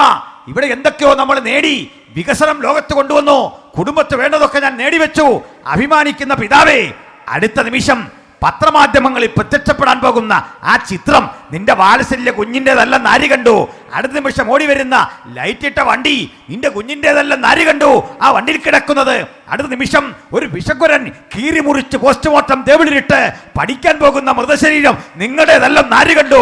ആർക്കുമൊന്നും പ്രവചിക്കാനാവാത്ത അനിശ്ചിതത്വത്തിന്റെ ലോകത്തിൽ സമാധാനം നഷ്ടപ്പെട്ട നിന്നെ നോക്കി വചനം പറയാ, നിന്റെ സമാധാനത്തിനായുള്ള ശിക്ഷ ഏറ്റെടുക്കാൻ ഒരു മധ്യസ്ഥൻ ഇതാ തയ്യാറെടുത്ത് നിൽക്കേ.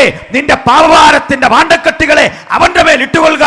അവൻ നിങ്ങൾക്കായി കരുതുന്നതാകയാൽ സകല ആകുലതകളും സകല വേദനകളും അവനിലിട്ടിട്ട് പറയാ, നാഥാ എനിക്ക് റിലാക്സ് ചെയ്യപ്പെടണം, എനിക്ക് സ്വതന്ത്രനാകണം, എനിക്ക് വിമോചിക്കപ്പെടണം, എനിക്ക് സ്വസ്ഥത കിട്ടണം. ഞാൻ എന്താ ചെയ്യേണ്ടത്? ആഗ്രഹമുള്ള എത്രയെത്ര ആളുകളെ കാണാം. മനസ്സിന് സന്തോഷം നഷ്ടപ്പെട്ട കുഞ്ഞുങ്ങൾ, ചൈതന്യം നഷ്ടപ്പെട്ട അപ്പനമ്മമാർ. കുടുംബത്ത് വേണ്ടതൊക്കെ ഉണ്ട്, ഭക്ഷണം വേണ്ട, കളിചിരികളില്ല, കോമഡികൾ കേൾക്കുന്നുണ്ട്, പക്ഷേ ആ ചിരിക്കുമൊക്കെ അപ്പുറത്ത് വേദനിക്കുന്ന ഹൃദയം, നിരാശ പൂണ്ട് കിടക്കുന്ന ആ വീടിനെ നോക്കി നിങ്ങൾക്കൊരു കാര്യം മനസ്സിലായോ? പിശാചുക്കൾ അട്ടഹസിക്കുന്നു ആ ലോകത്ത്. ഇരുട്ടിൻ്റെ ശക്തികൾ നൃത്തം ചെയ്യുന്നുണ്ട് നിൻ്റെ വീട്ടിൽ. സമ്പന്നമായിട്ട് കാര്യമില്ല. ഞാൻ ചിലപ്പോഴൊക്കെ ആളുകളോട് സംസാരിക്കുമ്പോൾ മക്കൾ എവിടാ, എങ്ങനെയുണ്ടെന്നൊക്കെ നമ്മൾ പരിചയപ്പെടുമ്പോൾ പറയും, അത് ടെക്സാസിലാ, ദുബൈയിലാ, അവിടെയൊക്കെ ജോലി ചെയ്യുന്നത് തെറ്റാന്ന് എനിക്ക് അഭിപ്രായമില്ല. അവിടെയൊക്കെ ജോലി ചെയ്യണം, എങ്കിലേ ഈ കൺവെൻഷനൊക്കെ നടക്കുകയുള്ളൂ, അത് വേറെ കാര്യം. എന്നാൽ ഇവരോട് സംസാരിച്ച മോൾ പറയും, രക്ഷപ്പെട്ടല്ലോ. പക്ഷെ ഞാൻ പറയും, രക്ഷപ്പെട്ടു എന്ന് പറയാൻ വരട്ടെ, കോടീശ്വരനെയാണ് കെട്ടിയത്, പക്ഷേ അവൻ മയക്കുമരുന്നിന് അടിമയാണെങ്കിൽ പറഞ്ഞിട്ട് കാര്യമുണ്ടോ? അവൻ തലതിരിഞ്ഞ ജീവിതം കൊണ്ട് വചനം വിട്ടു പോകുന്നവനാണെങ്കിൽ, ജീവിതത്തിൽ ലക്ഷ്യമില്ലാത്ത വിധം തകരപ്പെട്ട പെൺകുട്ടിയാ വിവാഹം കഴിച്ചെങ്കിൽ കുടുംബം തകർന്നില്ലേ? സ്നേഹിത, പണമല്ല പ്രധാനം. ഞാനൊരു ദുരന്ത സ്ഥലത്തെ നിങ്ങൾക്കൊന്ന് പരിചയപ്പെടുത്താം. ലോകത്തേറ്റവും അധികം സമ്പത്തിരുന്ന സ്ഥലം എവിടെയാ? ഏറ്റവും അധികം സമ്പത്തിരുന്ന സ്ഥലം ഞാൻ നിങ്ങളോട് പറയാം. അപ്പം അങ്ങോട്ട് പോകാൻ ആരും ശ്രമിക്കണ്ട. അതൊരു ശവക്കുഴിക്കകത്താണ് ഏറ്റവും അധികം സമ്പത്തിരുന്നത്. കാണിച്ചു തരാം. നമ്മുടെ ഒന്നല്ല, ഈജിപ്തിലെ ഫറവോയുടെ. ഈ ഫറവോയുടെ ശവകുടീരമൊക്കെ നടന്ന് പഠിച്ച് ഗവേഷണ പഠനം നടത്താനൊക്കെ എനിക്ക് അവസരം ഉണ്ടായിട്ടുണ്ട്. അതിലൊരു ശവകുടീരത്തിൻ്റെ വലിപ്പം 13 ഏക്കറാണ്. ഒരുത്തൻ്റെ കല്ലറ വലിപ്പം എത്ര? 13 ഏക്കറിൽ ഒരുത്തൻ്റെ ശവകുടീരം.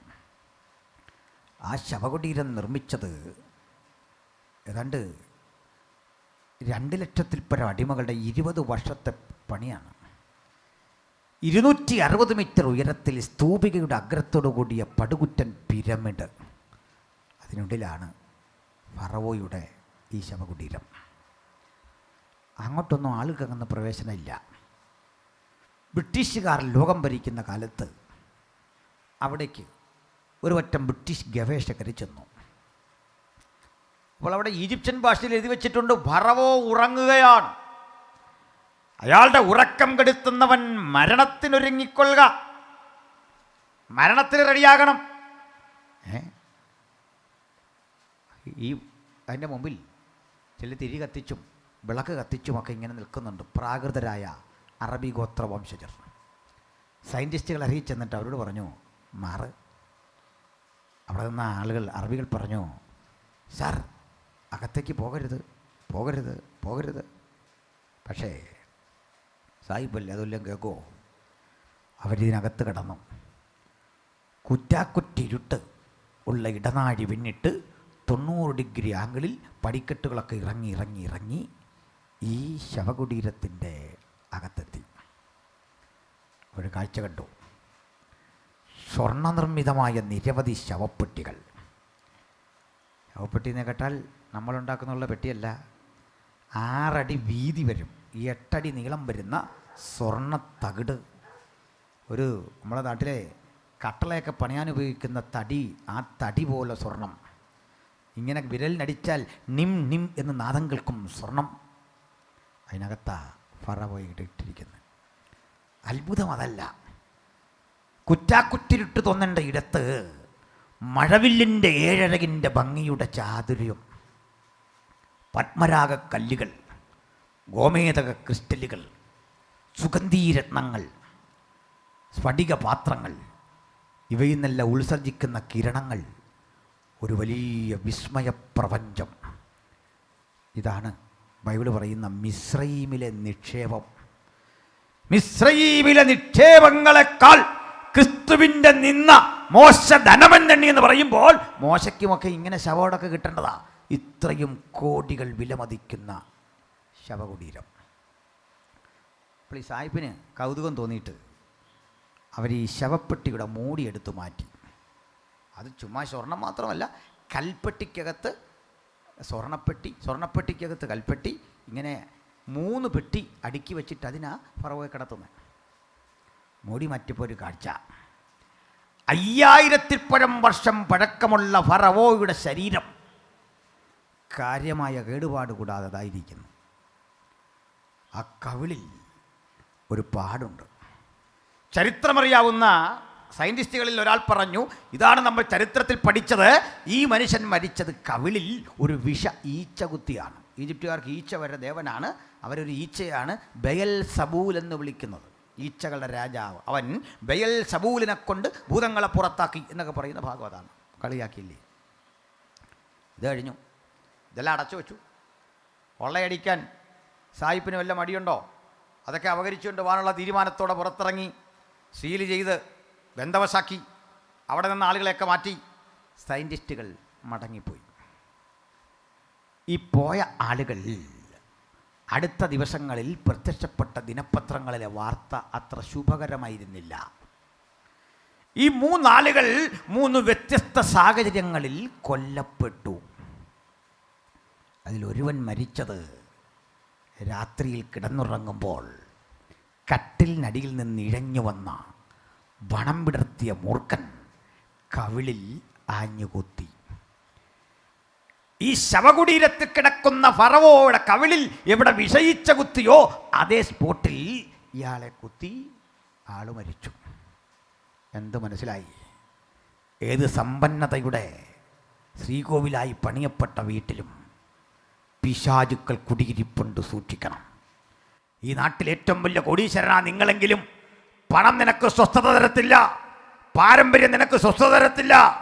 സാത്താന്യമായ അധിനിവേശ ഭൂമിയിൽ നീ ഇന്ന് ജീവിച്ചിരിക്കെ ശാപം നിന്നെ വേട്ടയാടിക്കൊണ്ടിരിക്കുമ്പോൾ ഈ ശാപത്തെ പരിഹരിക്കാൻ ആർക്കാണ് സാധിക്കുക? ഇതാ ഗെത്സമന തോട്ടത്തിൽ വെച്ച് ഉള്ളുരുകി പ്രാർത്ഥിച്ചവൻ മധ്യസ്ഥയണച്ചിട്ട് പുറത്തേക്ക് വന്നിട്ട് പറയുക, നിങ്ങൾ ആരെയാ തിരയുന്നത്? നസറേനായ യേശുവിനെ. അത് ഞാനാ, എന്നെ ബന്ധിക്കണം, ഇവരെ വിട്ടയക്കണം. ഇന്നും വിട്ടയക്കപ്പെടുന്ന സ്വാതന്ത്ര്യ ബോധം ഹൃദയത്തിലുണ്ടെങ്കിൽ, രോഗം പിടിച്ചു വച്ചിരിക്കുന്ന, തിന്മകൾ പിടിച്ചു വച്ചിരിക്കുന്ന ജീവിതത്തിന്റെ ദുരന്തങ്ങളിൽ നിന്ന് രക്ഷപ്പെടാൻ നിനക്കിതാ ഒരു ദിവ്യ ഔഷധം. അവന്റെ പുത്രനായ യേശുവിന്റെ രക്തം സകല പാപവും പോക്കി നമ്മെ ശുദ്ധീകരിക്കുന്നു. അവന്റെ രക്തത്തിൽ നമുക്ക് അതിക്രമങ്ങളുടെ മോചനം എന്ന വീണ്ടെടുപ്പുണ്ട്. ഹല്ലേലൂയ. ഞാൻ ഒരു കഥ പറഞ്ഞ് ഈ ചിന്തകൾ ക്രോഡീകരിക്കാം. കുട്ടികളൊക്കെയുള്ള ഒരു സദസ്സാണല്ലോ. കഥ പറയുന്നത് ഇഷ്ടമാണോ? കണ്ടോ, കുഞ്ഞുങ്ങൾക്ക് താല്പര്യമായി. പ്രായമുള്ളവരുടെ കാര്യം അറിയില്ല, എന്നാലും പ്രായമുള്ളവരായിരിക്കും അത് രഹസ്യത്തിൽ കൂടുതൽ ആസ്വദിക്കുന്ന വേറൊരു കാര്യം എങ്ങനെയാണ്. അതുകൊണ്ട് നല്ലൊരു കഥയാണ് ഞാൻ പറയുന്നത്, അർത്ഥവത്തായ കഥ. ഇത് എൻ്റെ കഥയൊന്നുമല്ല, അത് നല്ല കഥയാണ് ഞാൻ പറയാൻ കാരണം. വിശ്വവിഖ്യാതനായ വില്യം ഷേക്സ്പിയറുടെ മാക്ബത്ത് എന്ന ഒരു കലാസൃഷ്ടി ഉണ്ടല്ലോ.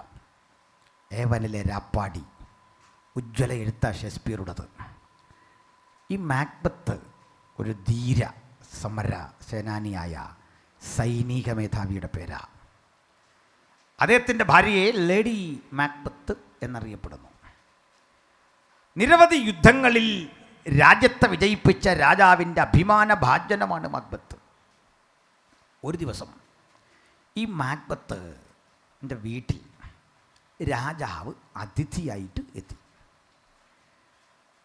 അതിഥിയായിട്ടെത്തിയ രാജാവ് മാക്ബത്തിൻ്റെ ഉപചാരങ്ങൾ കൈക്കൊണ്ട് ഉറങ്ങാൻ അദ്ദേഹത്തിന് വേണ്ടി ക്രമപ്പെടുത്തിയ മാളിക മുറിയിലെ മനോഹര ഇടത്തേക്ക് ഗോവണിപ്പടി കടന്ന് മാക്ബത്തിനെ അനുഗമിച്ചു. രാജാവ് മുറിയിലേക്ക് കടന്നു. വിരിച്ചൊരുക്കിയ പേർഷ്യൻ പരവതാനിയുടെ മുകളിൽ കൂടി നടന്ന് മനോഹരമായ ഒലിവ് മരത്തിൻ്റെ തായ്തടിയിൽ മെനഞ്ഞ കട്ടിലിൽ രാജാവ് കിടക്കുമ്പോൾ ഒരു ശരറാന്തലൽപ്പം താഴ്ത്തി വെച്ചിട്ട് മാക്ബത്ത് പറഞ്ഞു, പ്രഭോ, അങ്ങയ്ക്കിന്നിവിടെ സുഖശയനം. അങ്ങയുടെ ഈ മുറിക്ക് മുമ്പിൽ വെട്ടിത്തിളങ്ങുന്ന ഈ വാളും കയ്യിലെന്തി നേരം വെളുത്തങ്ങ് ഉണരും വരെ ഈ മാക്ബത്തിരിക്കും. അങ്ങൊന്നും പേടിക്കണ്ട. ചിരിച്ചുകൊണ്ട് രാജാവ് പറഞ്ഞു, വിധി മറ്റൊരു രൂപത്തിൽ എന്നെ ആക്രമിക്കാൻ വന്നാൽ നിൻ്റെ ഈ വാള് അതുകൊണ്ട് ഗുണമില്ലല്ലോ മാക്ബത്ത്. മുമ്പ് സൂചിപ്പിച്ചതുപോലെ മറ്റൊരു വിധത്തിലായി എൻ്റെ മരണമെങ്കിൽ ഈ വാളിനെ രക്ഷിക്കാൻ കഴിയില്ലല്ലോ മാക്ബത്ത്. അതുകൊണ്ട് നീ എന്നെ ഇങ്ങനെ സൂക്ഷിക്കണ്ട, പോയി കിടന്നോ. മാത്രമല്ല മാക്ബത്ത്, നിൻ്റെ വീട്ടിൽ കിടക്കുമ്പോൾ കൊട്ടാരത്തിൽ കിടക്കുന്നതിനേക്കാൾ ഞാൻ സുരക്ഷിതനാ. കാരണം നിൻ്റെ വീട്ടിലേക്ക് വന്ന് ഒരു ശത്രുവിനും എന്നെ ആക്രമിക്കാൻ കഴിയില്ല. നീ എത്ര ധീരനാ, നിൻ്റെ മുൻകരുതലുകളെക്കുറിച്ച് അവന് ബോധമുണ്ട്. അതുകൊണ്ട് കൊട്ടാരത്തിലേക്കാൾ ഞാൻ സുരക്ഷിതനാ, പൊക്കോ. മാക്ബത്ത് വണങ്ങി മാളിക മുറിയുടെ പടിക്കെട്ടുകൾ കടന്ന് താഴേക്ക് ഇറങ്ങി ചെല്ലുമ്പോൾ സുന്ദരിയായ തൻ്റെ ഭാര്യ താഴെ നിൽക്കുന്നു, ലേഡി മാക്ബത്ത്. ഈ മുഖത്തെ സന്തോഷം കണ്ടിട്ട് മാക്ബത്തിനോട് അവൾ ചോദിച്ചു, അങ്ങനെന്താ വലിയ സന്തോഷമാണല്ലോ? അദ്ദേഹം പറഞ്ഞതേ, ഞാനിന്ന് അതീവ സന്തോഷവാൻ. കാരണം എൻ്റെ വീട്ടിൽ രാജാവ് ഉറങ്ങുമ്പോൾ രാജാവ് പറയുക, നീ കാവൽ നിൽക്കേണ്ട മാക്ബത്തെ, നീ ഒരു ധീരനാ. നിന്റെ പേര് കേട്ടാൽ ഒരു ശത്രുവിനും ഇവിടെ വന്ന് എന്നെ ഉപദ്രവിക്കാനാവില്ല. 1000 പാരിതോഷികങ്ങളെക്കാൾ വിലമതിക്കുന്ന പ്രശംസയാണ് എനിക്ക് കിട്ടിയത്. ഓ മാക്ബത്ത്, ഞാനൊരു ചോദ്യം ചോദിക്കുന്നു അങ്ങയോട്. അങ്ങ് ഏറ്റവും ഇഷ്ടപ്പെടുന്നത് ജീവിതത്തിൽ എന്തിനെയാണ്? അങ്ങക്ക് രാജാവിനോട് ബഹുമാനവും സ്നേഹവും ഒക്കെ ഉണ്ടല്ലോ, ഉണ്ട്. ഏറ്റവും ഇഷ്ടപ്പെടുന്ന രാജാവിനെയാണോ? അദ്ദേഹം പറഞ്ഞല്ല, നിന്നെയാണ്. ഉറപ്പ്? ഉറപ്പ്. മാക്ബത്ത്, അങ്ങക്ക് സാധിക്കുന്നൊരു കാര്യം, അനായാസന സാധിക്കുന്നൊരു കാര്യം ഞാൻ അങ്ങയോട് പറയാം. എന്നോട് സ്നേഹമുണ്ടെങ്കിൽ അത് നടപ്പിലാക്കി തരണം. അദ്ദേഹം പറഞ്ഞു, തരാം. കരം തന്നാട്ടെ. കരം കൊടുത്തു. ഉറപ്പ്? ഉറപ്പ്. ആ, എന്താ പറഞ്ഞാട്ട്? ഇന്ന് രാത്രി നീ രാജാവിനെ കൊല്ലണം. കൊന്നിട്ട് നീ രാജ്യത്തിൻ്റെ രാജാവാകണം. നിന്റെ വലത്തുവശത്തു രാജ്ഞിയായി ഞാനിരിക്കും. രാജാ മാക്ബത്ത് പറഞ്ഞു, എന്തൊരു വിഡ്ഢിയാണ് നീ. ഒരനുജനെപ്പോലെ എന്നെ സ്നേഹിക്കുന്ന എൻ്റെ ചക്രവർത്തിക്ക് നേരെ ഈ വാളുയരില്ല. ഒരു തെരുവ് തണ്ടിയെപ്പോലെ ജീവിതം ഹോമിക്കേണ്ട എൻ്റെ വിലയും നിലയും എൻ്റെ ചക്രവർത്തിയാ. പ്രാണൻ വെച്ചുപവനെ സംരക്ഷിക്കാൻ ഞാൻ ബാധ്യസ്ഥനാ.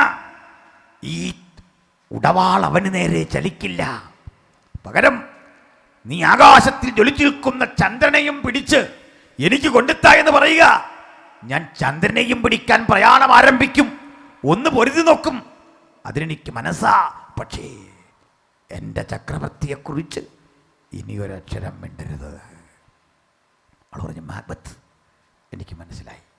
സോറി മാക്ബത്ത്, അങ്ങയുടെ ചക്രവർത്തിയെ കൊല്ലാൻ ഞാനൊരു വാക്കുകൂടി കൽപ്പിച്ചാൽ നീ എൻ്റെ തലയിറക്കും എന്നെനിക്ക് മനസ്സിലായി.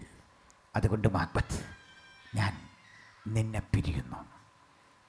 ഞാൻ വിട്ടുപോവുകയാണ്. അവൾ തൻ്റെ ബാഗെല്ലാം കയ്യിലെടുത്ത് നടക്കാൻ തുടങ്ങിയപ്പോൾ മാക്ബത്ത് പറഞ്ഞു, നിനക്കെന്ത് പറ്റി? ഇവിടെ വാ. നോ മാക്ബത്ത്, നൂറുകണക്കിന് യുവകേസരികൾ എൻ്റെ സൗന്ദര്യം ആഗ്രഹിച്ച് എനിക്ക് ചുറ്റും കൂടിയിട്ടും നിന്നിലെ ധീരത കണ്ട് നിന്നെ മാത്രം പ്രണയിച്ച് നിനക്കൊപ്പം ഇറങ്ങിത്തിരിച്ച എൻ്റെ മുമ്പിൽ എന്നെക്കാൾ വലിയൊരു ബിംബം നിന്റെ ഹൃദയത്തിലിരിക്കുന്നു രാജാവ്. അത് മാറാതെ നിന്റെ കൂടെ ഇല്ല. ഇനി ഞാൻ തിരിഞ്ഞു നിൽക്കാൻ ഒറ്റ വ്യവസ്ഥ. ഇന്ന് രാത്രി നീ രാജാവിനെ കൊല്ലണം. പറയൂ, ഈസ് ഇറ്റ് പോസിബിൾ? സാധ്യമാണോ? അവൻ അങ്ങനെ നിന്നു. മനസാക്ഷി പറഞ്ഞു, അരുതേ അരുതേ അരുതേ. പക്ഷേ പ്രലോഭനം പറഞ്ഞു, വേഗം വേഗം വേഗം. മനസാക്ഷിയും പ്രലോഭനവും രണ്ട് മണ്ഡലങ്ങൾ ഏറ്റുമുട്ടുന്ന സംഘർഷഭരിതമായ മനസ്സിൽ ഞങ്ങളുടെ പ്രസംഗം കേൾക്കുന്ന ഒരാളെങ്കിലും ഉണ്ടെങ്കിൽ, സ്നേഹിത, നീ എന്തിനാ വില കൽപ്പിക്കുന്നത്? എന്തിനു വേണ്ടി ആയുധം കയ്യിലെടുക്കുന്നത്? ഒടുവിൽ പ്രലോഭനം വിജയിക്കുന്നു. മാക്ബത്ത് പറഞ്ഞു, വരൂ വരൂ വരൂ. അവൾ ചിരിച്ചുകൊണ്ട് അടുത്ത് വന്നു. കയ്യിൽ കരുതി വെച്ച പുതിയൊരു ഉടവാൾ അവൾ എടുത്തു കൊടുത്തിട്ട് പറഞ്ഞു, it is for him Macbeth. ഇത് അവനുള്ളതാണ് മാക്ബത്ത്, കൊണ്ടുപോകൂ. മാക്ബത്ത് വേഗത്തിൽ. മാക്ബത്ത് പടികടന്ന് രാജാവിൻ്റെ ശയനഗൃഹത്തിൻ്റെ അരികിലെത്തി. പതുക്കെ കതക് തുറന്ന് അകത്ത് കിടക്കുമ്പോൾ ദാ ശാന്തനായി ഉറങ്ങുന്നു രാജാവ്. തൻ്റെ കയ്യിലെ കരവാളം മാക്ബത്തൊന്ന് ഉയർത്തി. ചലിപ്പിക്കാൻ വയ്യ. ശരീരമാസകലം സ്തംഭിക്കുന്നു. കൈയും കാലും വിറയ്ക്കുന്നു. ഒരു ധൈര്യം സംഭരിച്ചു മാക്ബത്ത്. ഓ, എന്തൊരു പ്രലോഭനം! അപ്പുറത്തെൻ്റെ മനസാക്ഷിയുടെ വിങ്ങൽ, നീറിപ്പുകയുന്ന മനസ്സ് സഹിക്കാൻ വയ്യ. ഞാനാകെ ഭ്രാന്തനാകുന്നു. എന്തു ചെയ്യും? സംഘർഷഭരിതമായ അന്തരീക്ഷത്തിൽ ഇന്ന് ഞാനിത് ചെയ്യുന്നില്ലെങ്കിൽ എൻ്റെ ഭാര്യ വിട്ടുപോകും. ഇന്ന് ഞാനിത് ചെയ്താൽ ഞാൻ ലോകത്തിലെ ഏറ്റവും വലിയ കുറ്റവാളി, നീചകൃത്യം ചെയ്യുന്നവൻ. ഹോ, എനിക്ക് താങ്ങാൻ വയ്യ. സ്നേഹിത, ഇതിന്റെ പേരാണ് പാപം. ഇതിന്റെ പേരാ അധർമ്മം. ഇതിന്റെ പേരാ അകൃത്യം. വചനം പറയാ, നമ്മുടെ സമാധാനത്തിനായുള്ള ശിക്ഷ അവന്റെ മേലായി. താങ്ങാനാവാത്ത ആ പാപഭാരം എവിടാ കൊണ്ടിടുന്നത്? മനസാക്ഷി വിധിച്ചിട്ടും ചെയ്തു പോയ നീചകൃത്യങ്ങൾ കൊണ്ട് പരിഹരിക്കാൻ ഒരിടമില്ലാതെ വീർപ്പുമുട്ടുന്ന നിനക്കിന്ന് രാത്രി വിടുതൽ ആവശ്യമുണ്ടെങ്കിൽ, ഈ മാനസികാവസ്ഥയിൽ നിന്ന് രക്ഷ ആവശ്യമുണ്ടെങ്കിൽ, ഒറ്റ വഴി മാത്രം. യേശുക്രിസ്തുവിന്റെ പുണ്യാക രക്തം നിന്റെ സകല പാപവും പോക്കി നിന്നെ ശുദ്ധീകരിക്കുന്നു, നിന്നെ രക്ഷിക്കുന്നു. സ്തോത്രം. ഞാൻ പറഞ്ഞ് അവസാനിപ്പിക്കട്ടെ പ്രിയരെ. അടുത്ത ഘട്ടം, അയാളുടെ കയ്യിലെ വാളൊന്നുയർന്നു. രാജാവിൻ്റെ ശിരസ് ലക്ഷ്യമിട്ട് വാൾ അങ്ങോട്ട് ചെന്നു. രാജാവിൻ്റെ ഗളം പിളരുമ്പോൾ ആ കണ്ണൊന്ന് തുറന്നു. മാക്ബത്തിനെ രാജാവ് കണ്ടു. എന്നിട്ട് സംസാരിക്കാനാവാത്ത ഒരു ചോദ്യം ആ കണ്ണിൽ നിന്ന് കളിച്ചു. എന്തിന്? എന്തിനാ? എന്തും നിനക്ക് തരാൻ എനിക്ക് മനസ്സാണല്ലോ കുഞ്ഞെ. എന്തിനാ? ഒത്തിരി കൊട്ടേഷൻ ഗുണ്ടകളുണ്ട് നമ്മുടെ രാജ്യത്ത്. അവർക്കറിയില്ല എന്തിനാ. കയ്യിൽ ആയുധം പിടിച്ചുകൊണ്ട് അവരെൻ്റെ പ്രാണനെടുക്കുമ്പോൾ അറിയില്ല എന്തിനാ. ഇതാ ഇവിടെ ഒരു മാക്ബത്ത്. എന്തു പറ്റി? അയാൾ കൊന്നു, തിരിച്ചിറങ്ങി വന്നു. ഭാര്യ പറഞ്ഞു, well done, well done Macbeth. ഒടി പറയാ, മാക്ബത്ത് നീ ഇങ്ങനെ വിഷമിക്കാനൊന്നുമില്ല, ഞാനാണ് ഈ സൗകര്യമെല്ലാം ഇവിടെ ക്രമീകരിച്ചത്. എന്തിനാ? ഈ രാജാവിനെ തന്ത്രപൂർവ്വം കൊണ്ടുവന്നതും ആഹാരമൊരുക്കിയതും അവിടെ സപ്രപഞ്ച കട്ടിലിനേക്കാൾ മനോഹരമായ കട്ടിലൊരുക്കിയതുമൊക്കെ എൻ്റെ ഒരു തന്ത്രമായിരുന്നു. കാരണം ഇവിടെ വരുത്തി കൊന്നിട്ട് നാളെ നീ നാടിൻ്റെ രാജാവാകുമ്പോൾ നിന്റെ വലതുവശത്ത് ഞാൻ രാജ്ഞിയായിരിക്കും. നേരം വെളുക്കുമ്പോഴേക്കും ഈ നാടും നഗരവും ഉണരും, ദേശമെല്ലാം നിന്റെ പിന്നിൽ കീഴൈ വിളിച്ചു മുദ്രാവാക്യങ്ങളോടെ നിന്നെ പട്ടാഭിഷേകം കഴിക്കാൻ ഇങ്ങനെ ആനയും അമ്പാരിയും എഴുന്നള്ളത്തും കുതിരപ്പടകളും ഒക്കെ കൊണ്ട് പോകുമ്പോൾ നിനക്കൊപ്പം ഞാനുമുണ്ടാകും. മാക്ബത്ത്, മാക്ബത്ത് ജീവിതം ആസ്വദിക്കാനുള്ളതല്ലേ മാക്ബത്ത്. അവിടെ എന്ത് ധാർമ്മികത, അവിടെ എന്ത് സന്മാർഗബോധം നമുക്ക് വേണ്ടത്? ജസ്റ്റ് എൻജോയ് ലൈഫ്, നമുക്ക് ജീവിതത്തെ ആസ്വദിക്കാം മാക്ബത്ത്. മാക്ബത്ത് സമ്മതിച്ചു. പക്ഷേ അരണ്ട വെളിച്ചത്തിൽ ഈ കയ്യിലേക്ക് നോക്കിയപ്പോൾ ഒരു തുള്ളി ചോര.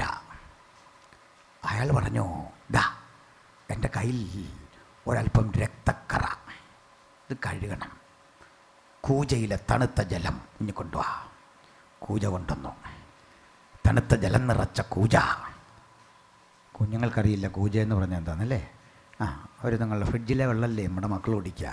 കുഞ്ഞെ ഒരുതരം ജാറാണ്, ഒരുതരം മൺജാറാണ്, മൺകുടം, നീളമുള്ള മൺകുടം. അതങ്ങോട്ട് പിടിച്ച് വെള്ളം ഒത്തി കുടിച്ചിട്ട് മാക്ബത്ത് ബാക്കി വെള്ളം ഭാര്യയെക്കൊണ്ട് കയ്യിലേക്കൊഴിച്ച് ഇങ്ങനൊന്ന് കഴുകി കുടഞ്ഞു. കുടഞ്ഞിട്ട് നോക്കി, ചോരക്കറ പോകുന്നില്ല. മാക്ബത്ത് പറഞ്ഞു, തൊടിയിലെ കിണറ്റിലെ വെള്ളം കോരി ഈ കയ്യിലേക്ക് ഒഴിക്കുക. കൈ കഴുകി, ചോരക്കറ പോകുന്നില്ല. മാക്ബത്ത് പറഞ്ഞു, പുഴയിൽ നിന്നൽപ്പം വെള്ളമിറ്റിച്ച് ഈ കയ്യിലേക്ക് ഒഴിക്കൂ വേഗത്തിൽ. വേലക്കാരൻ പോയി വെള്ളം കൊണ്ടുവന്നു. വെള്ളമൊഴിച്ചു കൈ കഴുകി, ചോരക്കറ പോകുന്നില്ല. മാക്ബത്ത് ഗർജിച്ചു, ഇന്ന് രാത്രി തന്നെ അലയടിച്ചുയരുന്ന 7 കടലുകളിലേക്ക് 7 പടയാളികൾ 7 കുതിരപ്പുറത്ത് 7 കുംഭങ്ങളുമായി കടന്നു പോകണം. കുടങ്ങളുമായി പതച്ചാർത്തുകൊണ്ട് പൊട്ടിച്ചിരിക്കുന്ന സാഗര തരംഗങ്ങൾക്കിടയിൽ നിന്ന് വെള്ളം കൂജകളിൽ നിറച്ച് 7 കടലിലെ വെള്ളം കൊണ്ടുവന്ന് എൻ്റെ കൈ കഴുകുക. 7 കടലുകളിലെ വെള്ളം കൊണ്ടുവന്ന് അയാളുടെ കൈ കഴുകി. ചോരക്കറ പോകുന്നില്ല. കാലം മാക്ബത്തിനെ ഒരു ഭ്രാന്തനാക്കി മാറ്റി. അയാളുടെ ഭാര്യ കൽത്തുറുങ്കിലകപ്പെട്ടു. ആ കഥ ആ വഴിക്ക് പോകട്ടെ. ഇന്ന് ഈ പ്രസംഗം കേട്ടിരിക്കുന്നവർക്കിടയിൽ ഒരു മാക്ബത്തുണ്ടെന്ന് ഞങ്ങൾക്കറിയാം. കുറ്റബോധത്തിൻ്റെ നീറുന്ന മനസ്സോടെ വചനം കേൾക്കുന്ന നിനക്ക് വേണ്ടിയാ ഈ 3 രാത്രികളുടെ യോഗം. ആ മാക്ബത്തെ, നിന്നെ രക്ഷിക്കാൻ ഒരു മതചിന്തയ്ക്കും കഴിയില്ല. നിന്നെ രക്ഷിക്കാൻ തീർത്ഥാടനങ്ങൾക്ക് കഴിയുകയില്ല. നീ കോടികൾ മുടക്കി തീർത്ഥാടന കേന്ദ്രങ്ങളിൽ പോയി നീ പ്രദക്ഷിണം ചെയ്താൽ നിന്റെ പാപഭാരം തീരില്ല. നിനക്കുള്ള സ്വത്തൊക്കെ പതിച്ചു പാപങ്ങൾക്ക് കൊടുത്താൽ നിന്റെ ഹൃദയത്തിന്റെ സമാധാനം തിരിച്ചു കിട്ടുകയില്ല. നിന്റെ നഷ്ടങ്ങളെ തിരിച്ചു തരാൻ ലോകത്തിലാർക്കും കഴിയില്ലെങ്കിൽ നീ ഇന്നിവിടെ ഉണ്ട്. ഈ ശബ്ദം കേൾക്കുന്നെങ്കിൽ ഞാൻ വിളിച്ചു പറയാ, നിന്നെ രക്ഷിക്കാൻ ഉലകത്തിൽ ഒരുവനെ കഴിയൂ. അവന്റെ പേര് കർത്താവായ യേശുക്രിസ്തു. എന്താണ് അവന്റെ പ്രത്യേകത? അവന്റെ പുത്രനായ യേശുവിന്റെ രക്തം സകല പാപം പോക്കി നമ്മെ ശുദ്ധീകരിക്കുന്നു. അവന്റെ രക്തത്തിൽ നമുക്ക് അതിക്രമങ്ങളുടെ മോചനം എന്ന വീണ്ടെടുപ്പുണ്ട്. അവനിലല്ലോ ദൈവത്തിന്റെ സകല സമ്പൂർണതയും ദേഹരൂപമായി വസിക്കുന്നത്. ആ യേശുവിനെ ഹൃദയാന്തർഭാഗത്ത് രക്ഷകനും കർത്താവുമായി സ്വീകരിപ്പാൻ വചനം കേൾക്കുന്ന ഏവർക്കും അത്യുന്നതൻ സംഗതിയാക്കട്ടെ. പാപഭാരത്തിൻ്റെ നീറുന്ന ബോധത്തോടെ ശബ്ദം കേൾക്കുന്ന പ്രിയ സ്നേഹിത, ഇന്ന് രാത്രി നിനക്ക് വിടുതൽ. നിന്റെ പാപം എത്ര കടും ചുവപ്പായിരുന്നാലും പരിഹരിക്കുന്ന നസ്രായൻ്റെ പാതാരബിന്ദങ്ങളിൽ നിനക്ക് അഭയം, ശാശ്വത സമാധാനം, സുഖമുള്ള ഒരു ജീവിതാനുഭവത്തിലേക്ക് നിന്റെ ഹൃദയത്തെയും മനസ്സിനെയും ശരീരത്തെയും ഇന്ന് രാത്രി പരാവർത്തനം ചെയ്യിക്കുന്ന സത്യസുവിശേഷം നിന്റെ രക്ഷയ്ക്കായി പ്രസംഗിച്ചുകൊണ്ട് വീണ്ടും ഞങ്ങൾ ആവർത്തിക്കുന്നു. ഈ ക്രൂശാണ് ഞങ്ങളെ വീണ്ടെടുത്തത്. അതിലെ സ്നേഹത്തിൻ്റെ ആധിക്യമാണ് ഈ യോഗം നടത്താനും നിങ്ങളോട് പ്രസംഗിക്കുവാനും ഞങ്ങളെ പ്രേരിപ്പിച്ച ഘടകം. ആ ക്രിസ്തു നിന്റെ ഹൃദയത്തിൽ വാഴട്ടെ. കണ്ണുകളടയ്ക്ക. ഒരു വേള ഹൃദയത്തെ ഏകാഗ്രമാക്കട്ടെ. എല്ലാവരും എല്ലാവരും ഞാനൊരു വേള നിങ്ങൾക്കായി പ്രാർത്ഥിക്കുന്നു. എല്ലാവരും പ്രാർത്ഥിച്ചാട്ടെ. ഈ ദേശത്തിനായി പ്രാർത്ഥിക്കുന്നു. എനിക്കൊപ്പം നിങ്ങളും പ്രാർത്ഥിക്കണേ. ഇത്രമാം സ്നേഹം ഉയിർ കൊടുത്ത് നീക്കായി, ഇത്രമാം സ്നേഹം ഉയിർ കൊടുത്ത് നീക്കാ, മന്നവ വർണ്ണിപ്പാനേളുതല്ല എനിക്ക്, മന്നവ വർണ്ണിപ്പാനേളുതല്ല എനിക്ക്. തേടി വന്നു ദോഷിയാം എന്നെയും നാഥ, തേടി വന്നു ദോഷിയാം എന്നെയും നാഥ. ഏത് പാപിയും തേടി വരുന്ന ദൈവസ്നേഹം നിന്നെയും തേടി വന്നിരിക്കുന്ന കുഞ്ഞെ, പ്രിയ മാതാവേ, പ്രിയ സഹോദര, പ്രിയ കുഞ്ഞേ, ഈ ദൈവസ്നേഹം നിനക്ക് വേണോ? യേശു നിന്നെ തൊടുന്നു. ഈ മനോഹര കരസ്പർശം ഏറ്റെടുത്ത് മടങ്ങണേ. നിങ്ങൾ രോഗിയാകട്ടെ, മഹാപാപിയാകട്ടെ, ആരോടും തുറന്നു പറയാത്ത ജീവിതത്തിൻ്റെ കുറ്റബോധം അലട്ടുന്ന നാട്ടിലെ ഏറ്റവും ചട്ടമ്പിയാകട്ടെ, എല്ലാവരാലും അവഗണിക്കപ്പെട്ടവനാകട്ടെ, ആരും സ്നേഹിക്കാനില്ലാത്തവനാകട്ടെ, യേശു നിന്നെ രക്ഷിക്കും. ഇന്ന് നിനക്ക് വിടുതലാ. ഇന്ന് നിന്റെ ദൈവസ്നേഹം ഹൃദയത്തിൽ അങ്കുരിക്കുന്ന സുദിനമാ. എനിക്കറിയാം, ഇവിടെ ഇരിക്കുന്ന ഏതൊരാളും യേശുവിനെ കണ്ടവരാ. ഒരാളെങ്കിലും അകത്തോ പുറത്തോ യേശു ചൈതന്യം കൂടാതെ നിൽക്കുന്നെങ്കിൽ എനിക്ക് യേശുവിനെ അനുഗമിക്കണം. എൻ്റെ പാപങ്ങൾ ഏറ്റുപറഞ്ഞ് ഒരു പുതുമനുഷ്യനായി എനിക്ക് മുമ്പോട്ട് പോകണം. എനിക്കായി പ്രാർത്ഥിക്കണേ. എൻ്റെ കുടുംബത്തിനായിട്ടൊന്ന് പ്രാർത്ഥിക്കണേ. എൻ്റെ സഹോദരൻ മദ്യപാനിയ, ഒന്ന് പ്രാർത്ഥിക്കണേ. അല്ല, എൻ്റെ ഭർത്താവ് മദ്യപാനിയ, എൻ്റെ മക്കൾ ഭാവിയിൽ ആശങ്കപ്പെട്ടിരിക്കുക, ഊരാക്കുടുക്കിൽപ്പെട്ടിരിക്കുക, ഡൈവോഴ്സിൻ്റെ വക്കല, മരണത്തിൻ്റെ മുനമ്പത്ത, ആത്മഹത്യയുടെ മുമ്പില, ഒന്ന് രക്ഷിക്കണേ കർത്താവേ. എനിക്കായി പ്രാർത്ഥിക്കുമോ? ഹൃദയത്തിൻ്റെ ഉള്ളിൽ അങ്ങനെ പ്രാർത്ഥന പ്രേരണയുള്ള ഒരാളെങ്കിലും ഉണ്ടോ? നിങ്ങൾ കരമുയർത്ത്, ഞങ്ങൾ നിങ്ങൾക്കായി പ്രാർത്ഥിക്കും.